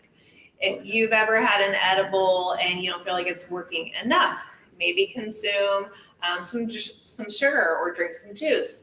That may speed up the metabolism of that THC and could, go out to your bloodstream. So there's lots of things that people can do for those side effects. All right, so that's it. They told me that this took 2 hours last time, so I was determined that I was not going to let it take 2 hours. So half an hour has been No, so I have a lot of everything I do is because of the people who I have worked with. So we decided to go out and do dispensary training because we talk to people all over the country who were not getting the education or support that they needed when they went into a dispensary. We do this, something similar to this presentation for patients who are new. So this is, a lot of it is just kind of what I've learned and kind of what works for people. So that's typically the information I share. I'm totally open for questions anytime, but I don't want to, take the full 2 hours because I know there's parties to get to and stuff like that. So it's been a long day for everybody. I want to make sure all the attendees know that we really appreciate you spending the whole day with us. Oh, I appreciate you having me. You guys should be really proud of yourselves for, investing this time into yourselves. I'm not going to excuse you guys yet, actually. Sorry. Well, let them know if I'm going to have you come up because I don't think you were in here when I did the mentor thing. Oh, you did that already? I was going to do it after you got. Okay. Oh, no. Oh, are you? No, I'll do it. I was just calling Megan and Farah. They're interviewing somebody. Oh, okay. So the folders, that was the announcement I made. Okay. Oh, you're, First and foremost, people attending who went through it, we have certificates for everybody who Yes. sat and got educated.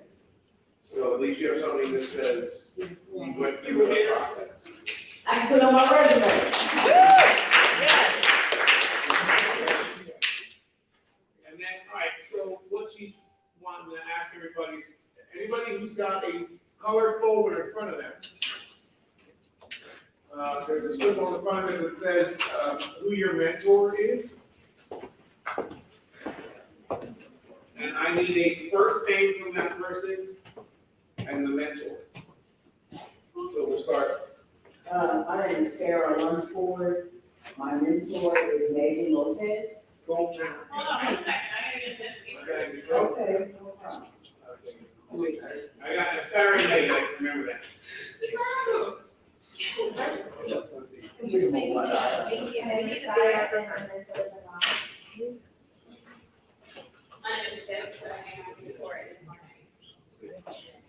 So you ladies need anybody else's information? We're all down the team. I kind of, April and I were working on bringing this group together so that we can, I'm not always in this state, and so we have access to anything you need, both on the service side from our end, or if we need to reach out to a license holder. I want to say, as a black man in the industry, that I took notice to anybody who may have expressed, when we asked what your questions or concerns were about the industry, and everybody was dead on if they expressed a concern or a question. So it's why we're engaging the industry this way. I thought it took a person to kind of knock on their door and say, hey, look what we're doing, and then bring those two groups together. So if anybody needs anything from anybody they met today, use us as that resource. Don't hesitate to reach out to me as well, on Facebook, for those who don't know.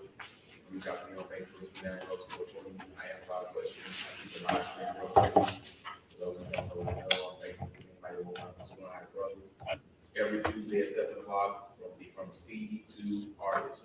You learn everything, you get a first ID into my garden. First ID is everything that I use from lights, soil, nutrients, trim bins, trim machines, rosin presses, you name it, dabbers, I did it. So if you want to learn about gadgets and what works for you, especially because I actually deal with patients who have a lot of different issues. Like I have a friend who's a quadriplegic. He cannot use his hands. So, and he wants to do concentrates because he needs higher doses of THC. Problem is, he can't use his hands. So what I did was I looked up something called a Terpene. No buttons, you have to press, all you do is inhale and you dip it right in the concentrate. So it's easy for him because they charge you USB. Simple because there's no buttons to press. So you have people who have different needs. That's why I test these gadgets, because sometimes they work with certain people and sometimes they don't work with others. Another perfect example, trimming flower when you're done growing. You already know how tedious that can be. It takes a long time to trim a tree back in. Some people who are like 60 years old, their hands don't work so well. So what I did was I went to a machine that can trim a lot faster, than being called a tumbler trimmer, with all your dry flower in it, which is like a make no machine. 3 minutes later, your whole tree's gone. So now you have to use your hand to do this all day long, and that'll take weeks. So I'm, This is kind of all the things you learn on my platform Yeah. on Facebook. Check me out, 7 o'clock. thank you, Levon. Honestly, you're a great support to the community, and you work with patients based on what their needs are. You know, you help that guy find a solution. A lot of people would have said, I don't know, sorry, I can't help you. But I actually had Eric come back in the room. He was here this morning when he introduced the caregiver program a little bit.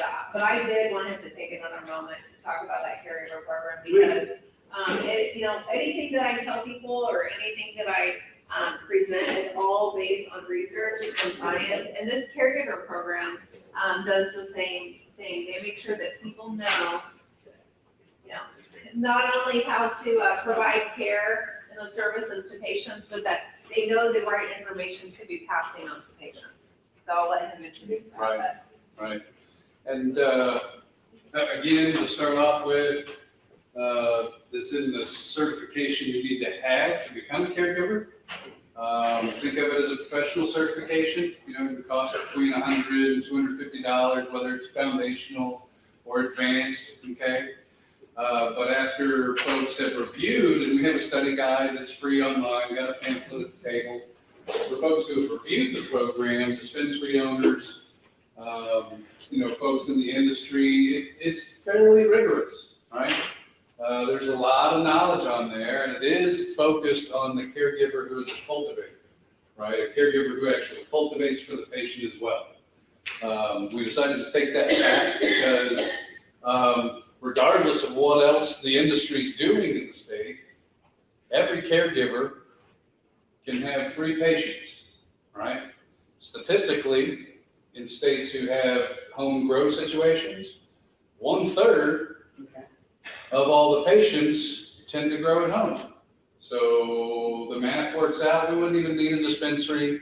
We wouldn't need cultivation operations. I'm not bagging, okay? I'm the Cannabis Industry Association, so that's totally cool too, and there's a place for it. But we can self-service in this industry as well, so I think it's really important. And there are got-yous, right? Not just in terms of helping the patient find their treatment, right? Because you're not going to treat them, okay? I'm a caregiver, but I'm not a healthcare provider, okay? So I have to know where my role stops and where April's starts. And I need to have a good idea of where April's role then stops and a doctor's role starts. Because there are certain questions that neither one of us should be answering, okay? We cover some of that in the certification program as well. But even more importantly, it is, how do you find a patient, right? Or how do patients find caregivers, okay? Whenever I find a patient, how do I engage with them in a meaningful way so that we both understand what the deal is, right? What can I expect out of this relationship? Because it's a relationship, okay? Am I gonna get some medicine right away, first day, okay? What condition am I gonna get that medicine in? How much medicine, how often?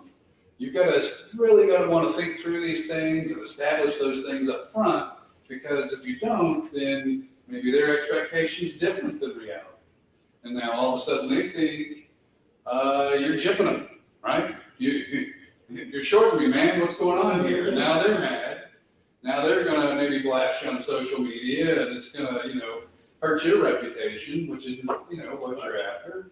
So we're out here to try to help people. So there's all these finer details, and I'm not trying to scare anyone, okay? Not trying to scare anybody at all, right? The best way to go out there is just get out there and do it. Think about these things. There's a lot of resources that you can study into. But our certified caregivers then have another group, a certification group, where we sort of mentor each other, help each other out.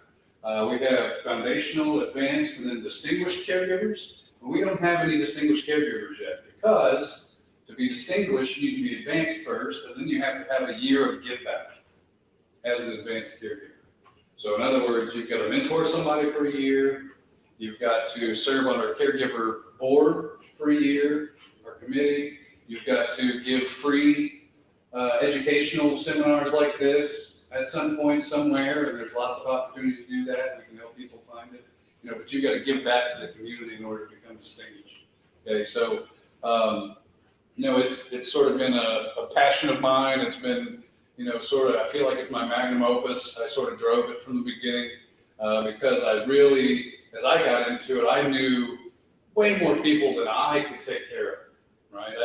My mom, my dad, my sister, my wife, each one of them have 4 or 5 friends who need medicine, right? And I knew that as we rolled out this program in the state, it's going to take some time for the cultivators to get their act in order, for dispensaries to open up, all that other stuff. So in the meantime, 90 days, you can be growing at home and have medicine in your hands, okay? We don't have to wait for all the rest. Everything else is there that we need. So it's been a passion of mine. Take a look at it. Again, it's optional. Even if you look at the study guide and you sort of go through these things and develop an understanding of those things, fine. Take the test. You get a completion certificate for the tests. That looks good for, dispensary operators, for cultivation operators, whenever they're hiring entry-level positions. That's going to look good on your resume. For patients, it looks really good for patients, right? And it looks good for patients, and I tell my patients, we give you a logo you can put on your website or a business card that you're free to use. Whenever I tell my patients, I'm, basically a professionally certified caregiver, they go, wow, that's great. Now they can trust that I know what I'm doing. I'm not going to be giving them something with heavy metals in it. I know which pesticides to use and not to use. So anyway, pretty valuable. You should at least take a look at it, at least understand it. The information's out there, mocia.org/caregiver. It'll be good to, and if you have any questions, of course, just ask me. Good stuff. Don't let him undersell it. It's definitely an upgrade. Again, this state, I mentioned earlier, has the most supported and fervent caregiver program in the country. I have to agree with that one. There's over 25,000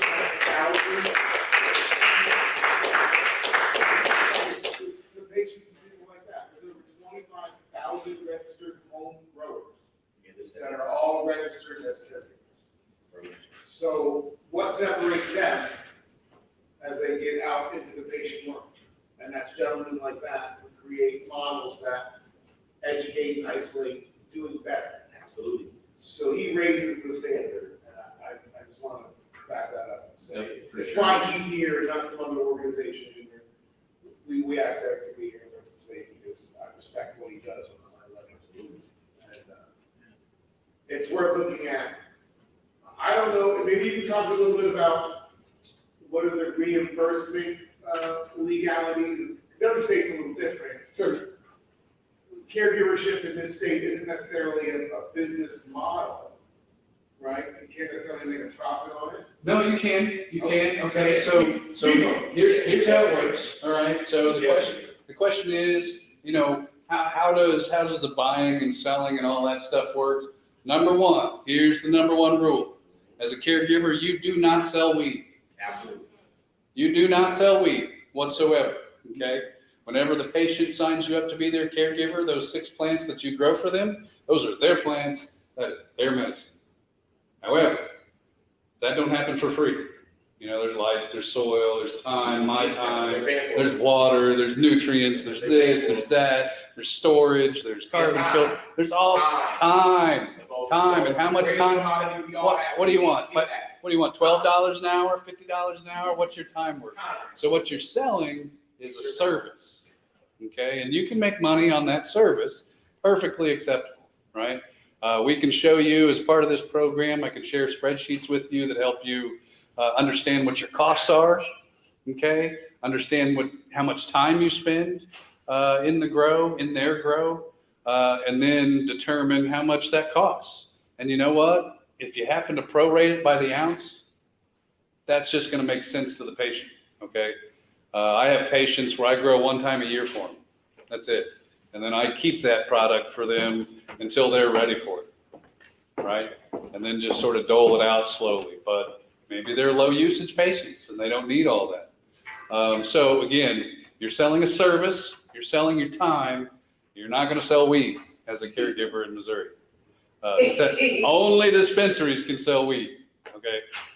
Right, And that kind of goes into what Marnay was saying too about the verbiage you choose. Exactly. The verbiage you choose can make you or break you, so important stuff to learn, yeah.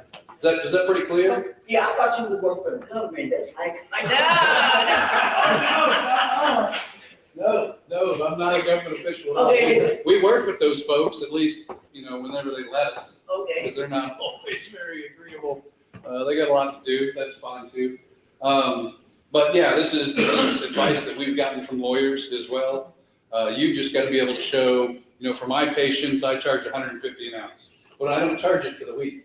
I just happen to know that all my costs come down to about $132.75. Oh, I see. You know what I mean? So you're recouping the entire cost of your manufacturing, not what it costs you to grow your plants. That's what it costs to grow for you. Based on average yields and all that other fun stuff, So step one is to get out there and start doing it for yourself. That's right. Then you can figure out what your costs are. Right out of the gate, get some experience to make sure you can actually provide quality medicine for a patient. Then you start signing up patients. Hopefully in the future, if we have our way, we're going to expand the caregiver program. So instead of caring for 3, we can care for 10 patients. Okay? Can I get on your wait list? That's right. But be aware too that this isn't, at 3 patients, you're not going to be able to survive on that all alone as sole income. Okay, not at this point. That's why we want to move it to 10, because you could make a modest living with 10 patients. Okay. In addition, How many plants would that be with 10 patients? Pop quiz math. So no, there's math in my head. So it's going to be 18 plants per patient. So 180 plants. 18 times 3. Yeah, so 54. There you go. Yeah. Real quick, you say 18, that means that every patient in the state's allowed to grow 6 plants for themselves at every stage of. Absolutely. Yeah. Six at every stage. 6 cuttings, 6 veg, 6 flower. Yeah. When you become a caregiver, you get 1 patient, that's 6 turns into 12. Now you grow 6 for you and that patient. Then you get another patient, you grow 6 for you, that patient, and that other patient. You get another one, you grow 6 for you, that patient, and another patient. Then that's 6 in every, that's 72 plants. Because it's 24 in every stage at that point, you got you with 3 patients. So being a registered caregiver doesn't take away your 6 plants either? No. No, and so you can have 3 patients plus yourself.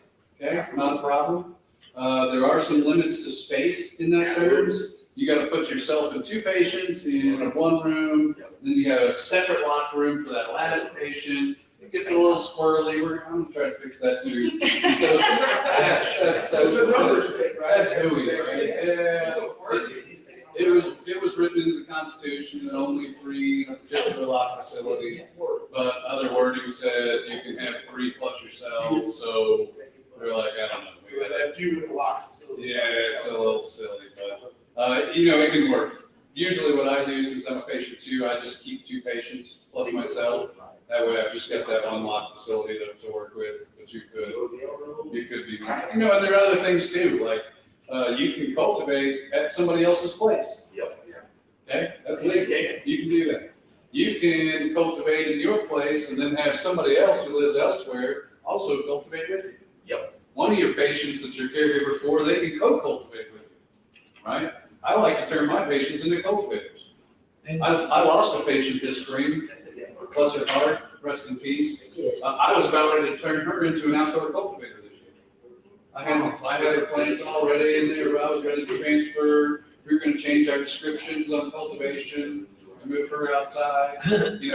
Right now I think I've got 10 patients that I've converted into cultivators for themselves. So, I really like to empower and bring people up and teach people how to do it themselves. I got a question. Just because I really don't know myself that much, but what are the benefits of somebody that say they can't grow, but they want to help somebody and they become a secondary caregiver?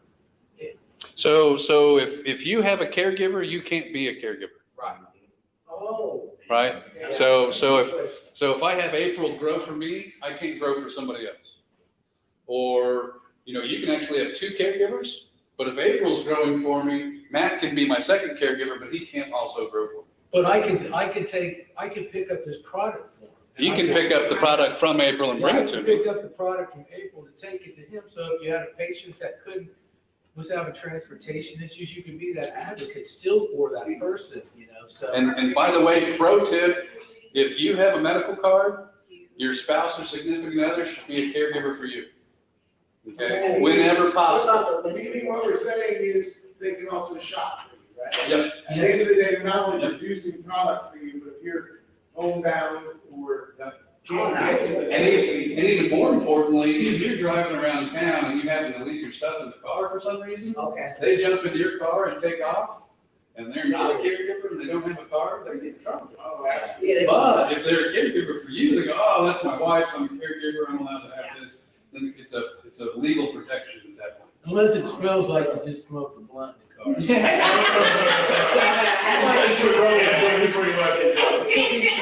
I have a question. So to me, it seems like the only, in this wonderful system, they're not required, they require all manufacturers in the state to have testing of their product. But there's no testing requirement in the caregiver-patient relationship at all? No. That gets testing. you- But I test. That's a good one. After Lavon's opinion, can I get your opinion? Yes. So to partially address that, okay, well, one, we gotta have some more testing outfits come online, okay? It's good that they didn't because, they just came online, over Yeah, the they summer, can't handle the few manufacturers. Right. And it's so expensive early on, but as a part of our certification program, once sufficient numbers of testers come out, labs that can do it, we're gonna have an additional, sort of, not really a certification, but it's, I'm gonna be a certified NCIA advanced clean caregiver, right? So if I can show that I've done multiple tests over the course of a year, I'll be able to get this additional clean stamp put online, which I think would be great. I'm gonna get in front of the camera. Oh, no. Are really doing this information, but they can't see you. Okay. Oh, that's right. Continue. Sorry about that, guys. Sorry about that. I'm loud enough, just invisible. That's all right. So anyway, yeah, it's a little bit of a struggle. You've got to get to know your caregiver, I think. And I think it's important to communicate that to patients. These are my growing methods. These are the things I use in my grow. Here are the pesticides I use. I don't use any. I'm organic. They're not quite pesticides. But those are also questions. If you talk to patients, you can advise them, hey, you should ask your potential caregiver these questions about their grow, what you put on the plants, what you don't put on the plants, that sort of thing. Does that kind of get to it? It does, thank you. Are there any other questions about that side of Missouri's program?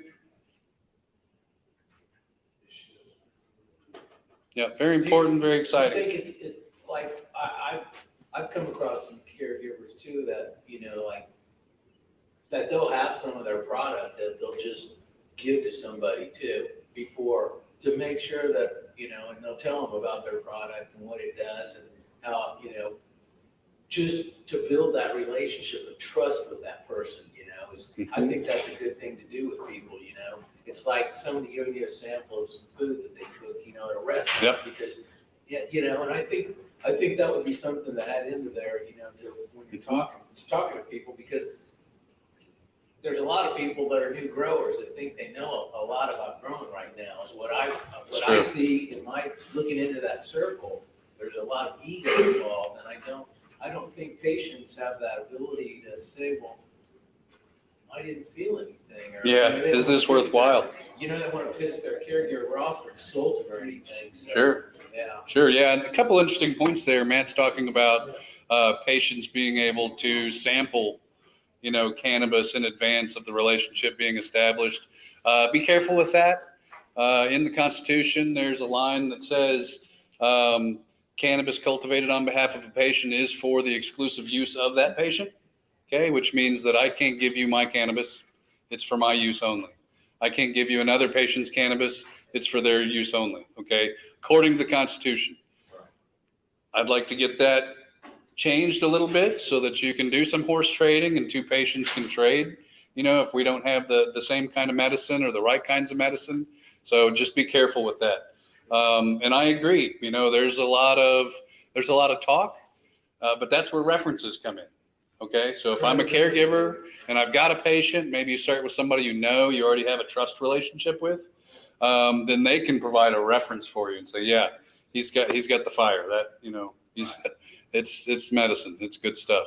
And they invested in the MCIA program, for Sure. caregivers. Sure, Credibility, you can't argue with. That stamp's been meaningful. Yeah, we don't have a ton of caregivers. We don't push the program real hard, but those caregivers we have always have patients. Always have patients. Waiting list. Well, thank you for that. Thanks, Eric. Yeah. Sure. Good.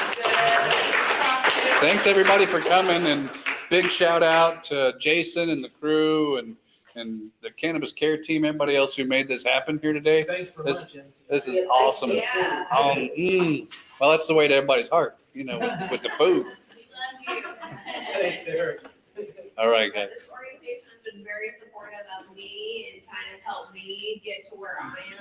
And I would love to see some of the people in this room on their board when I go to the next meeting. Yes. Okay? Yes, let me reiterate that. Definitely looking for some quality board members of color. Just be honest. We need that perspective. That's very important to us. We need to be able to see the whole picture in order to help guide, policy and to help move things along. But I also know that a lot of folks who are in this room may be super busy, right? So there may not be time. Totally understand it. But if you know somebody, know a leader perhaps, put them in touch with us, right? All right. Appreciate you. Cool. Thanks, Eric. We actually have a certificate and another surprise. Okay, so it looks like the event is starting to wrap up. That might have been the last speaker. But there's a couple other things that we're going to do. So stick around for a couple of minutes. So we're gonna, there's a little surprise. So just stick around for a second. Just stick around for a second. We got a little surprise for you.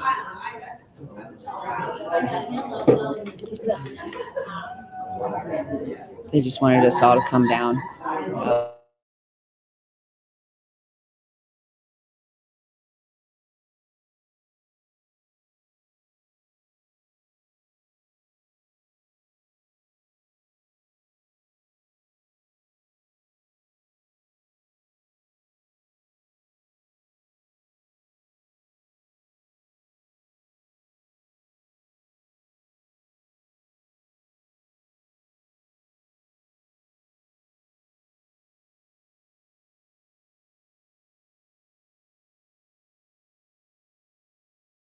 All right, so we're just letting them gather themselves a little bit. They're, I'm not sure what they're doing. I do love April's skirt today, though. It is Can we just amazing. talk about that for a moment? She got it on clearance from J. Crew. Oh, it's a nice skirt. I like it. It's kind of like leather. It's leathery. Yes. It's really nice. It's like that vintage crinkle look, though. Yeah, I like it. We all wore green today.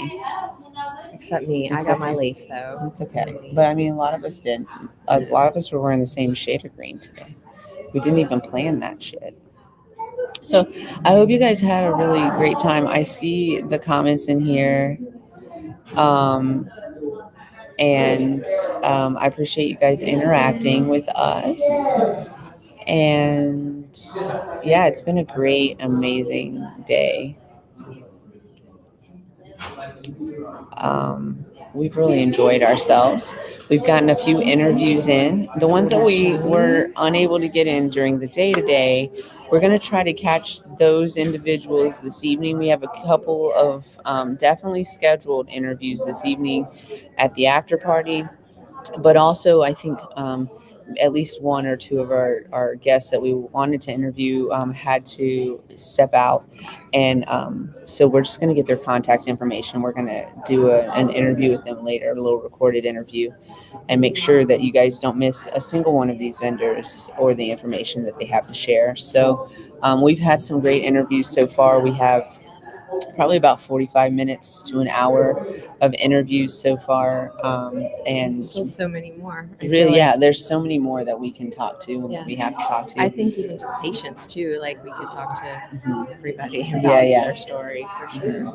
So tonight we're gonna have this set up right here, the one that you're looking at right here on our screen. And it's just going to be this setup, and any we might do a couple of lives, or we might just do some recorded.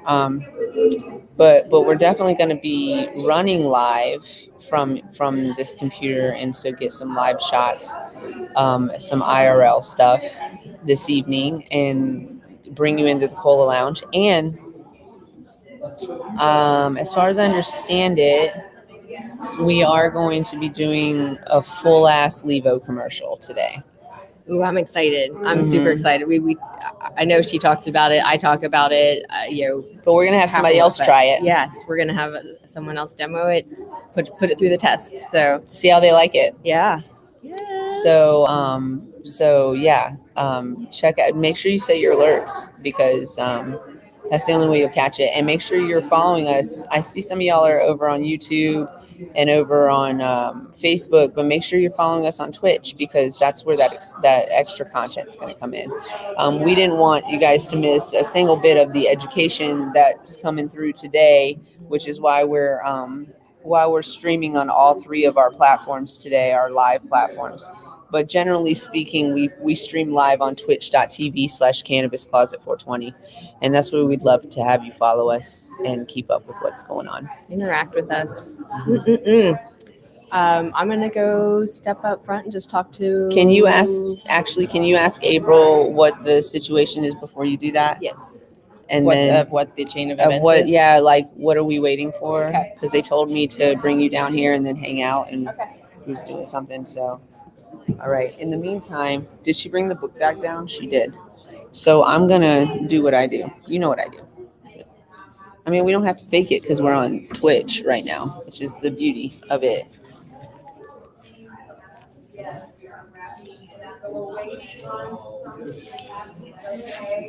Yeah. So you guys, basically, they got her birthday cake. Apparently there's some surprise of some sort that we're waiting on, and then we're going to start wrapping it up. So I'll just be right here talking to you. Okay, cool. So the surprise is that they got her birthday cake, and they're gonna try to put a hat on her too, but she ain't feeling that shit. I ain't gonna lie to you. She ain't even about that shit. I'm gonna roll a joint. I'm gonna roll a king. Pack a king. You don't roll them, you pack them, right?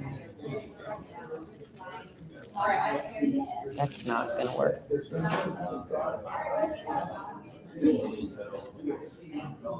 I bet hers is upstairs.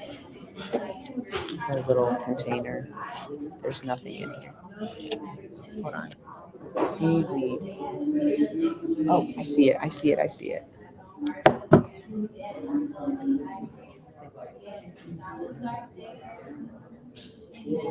Special shout out to there it is. Happy birthday to you.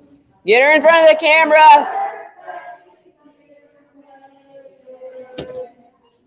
Happy birthday to you.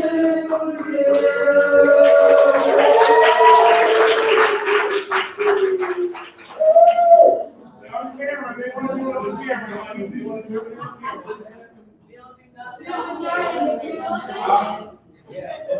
Happy birthday, MJ.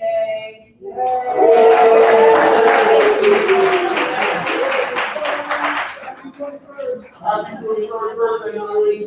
21-year-old, the best year. Thank you all so much.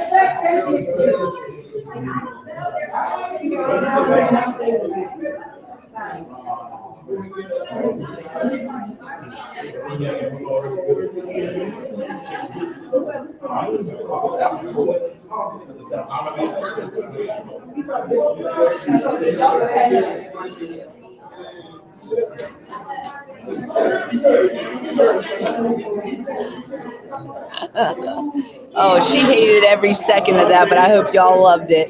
And with that, we're going to roll out of here. I'm going to sign off. And it's been an amazing day. Definitely set your alerts. We're coming back tonight. We're going to be broadcasting live from the Cola Lounge with our Levo tonight. We're going to have some people testing out the Levo. Here comes V9 Grows. He's one of our sponsors. Come sit down. Y'all already know. What up, what up, what up? It's your boy, it's your boy, it's your motherfucking boy. V9 Grows 420. We back. Hey, we about to get ready and shut this thing down and head over to the Cola Lounge. You know, where buds meet. Nebraska and Cherokee, Brennan, England, St. Louis Cannabis Club. Make sure you guys come out. After party is in full effect. We're about to be live up in there and get baked.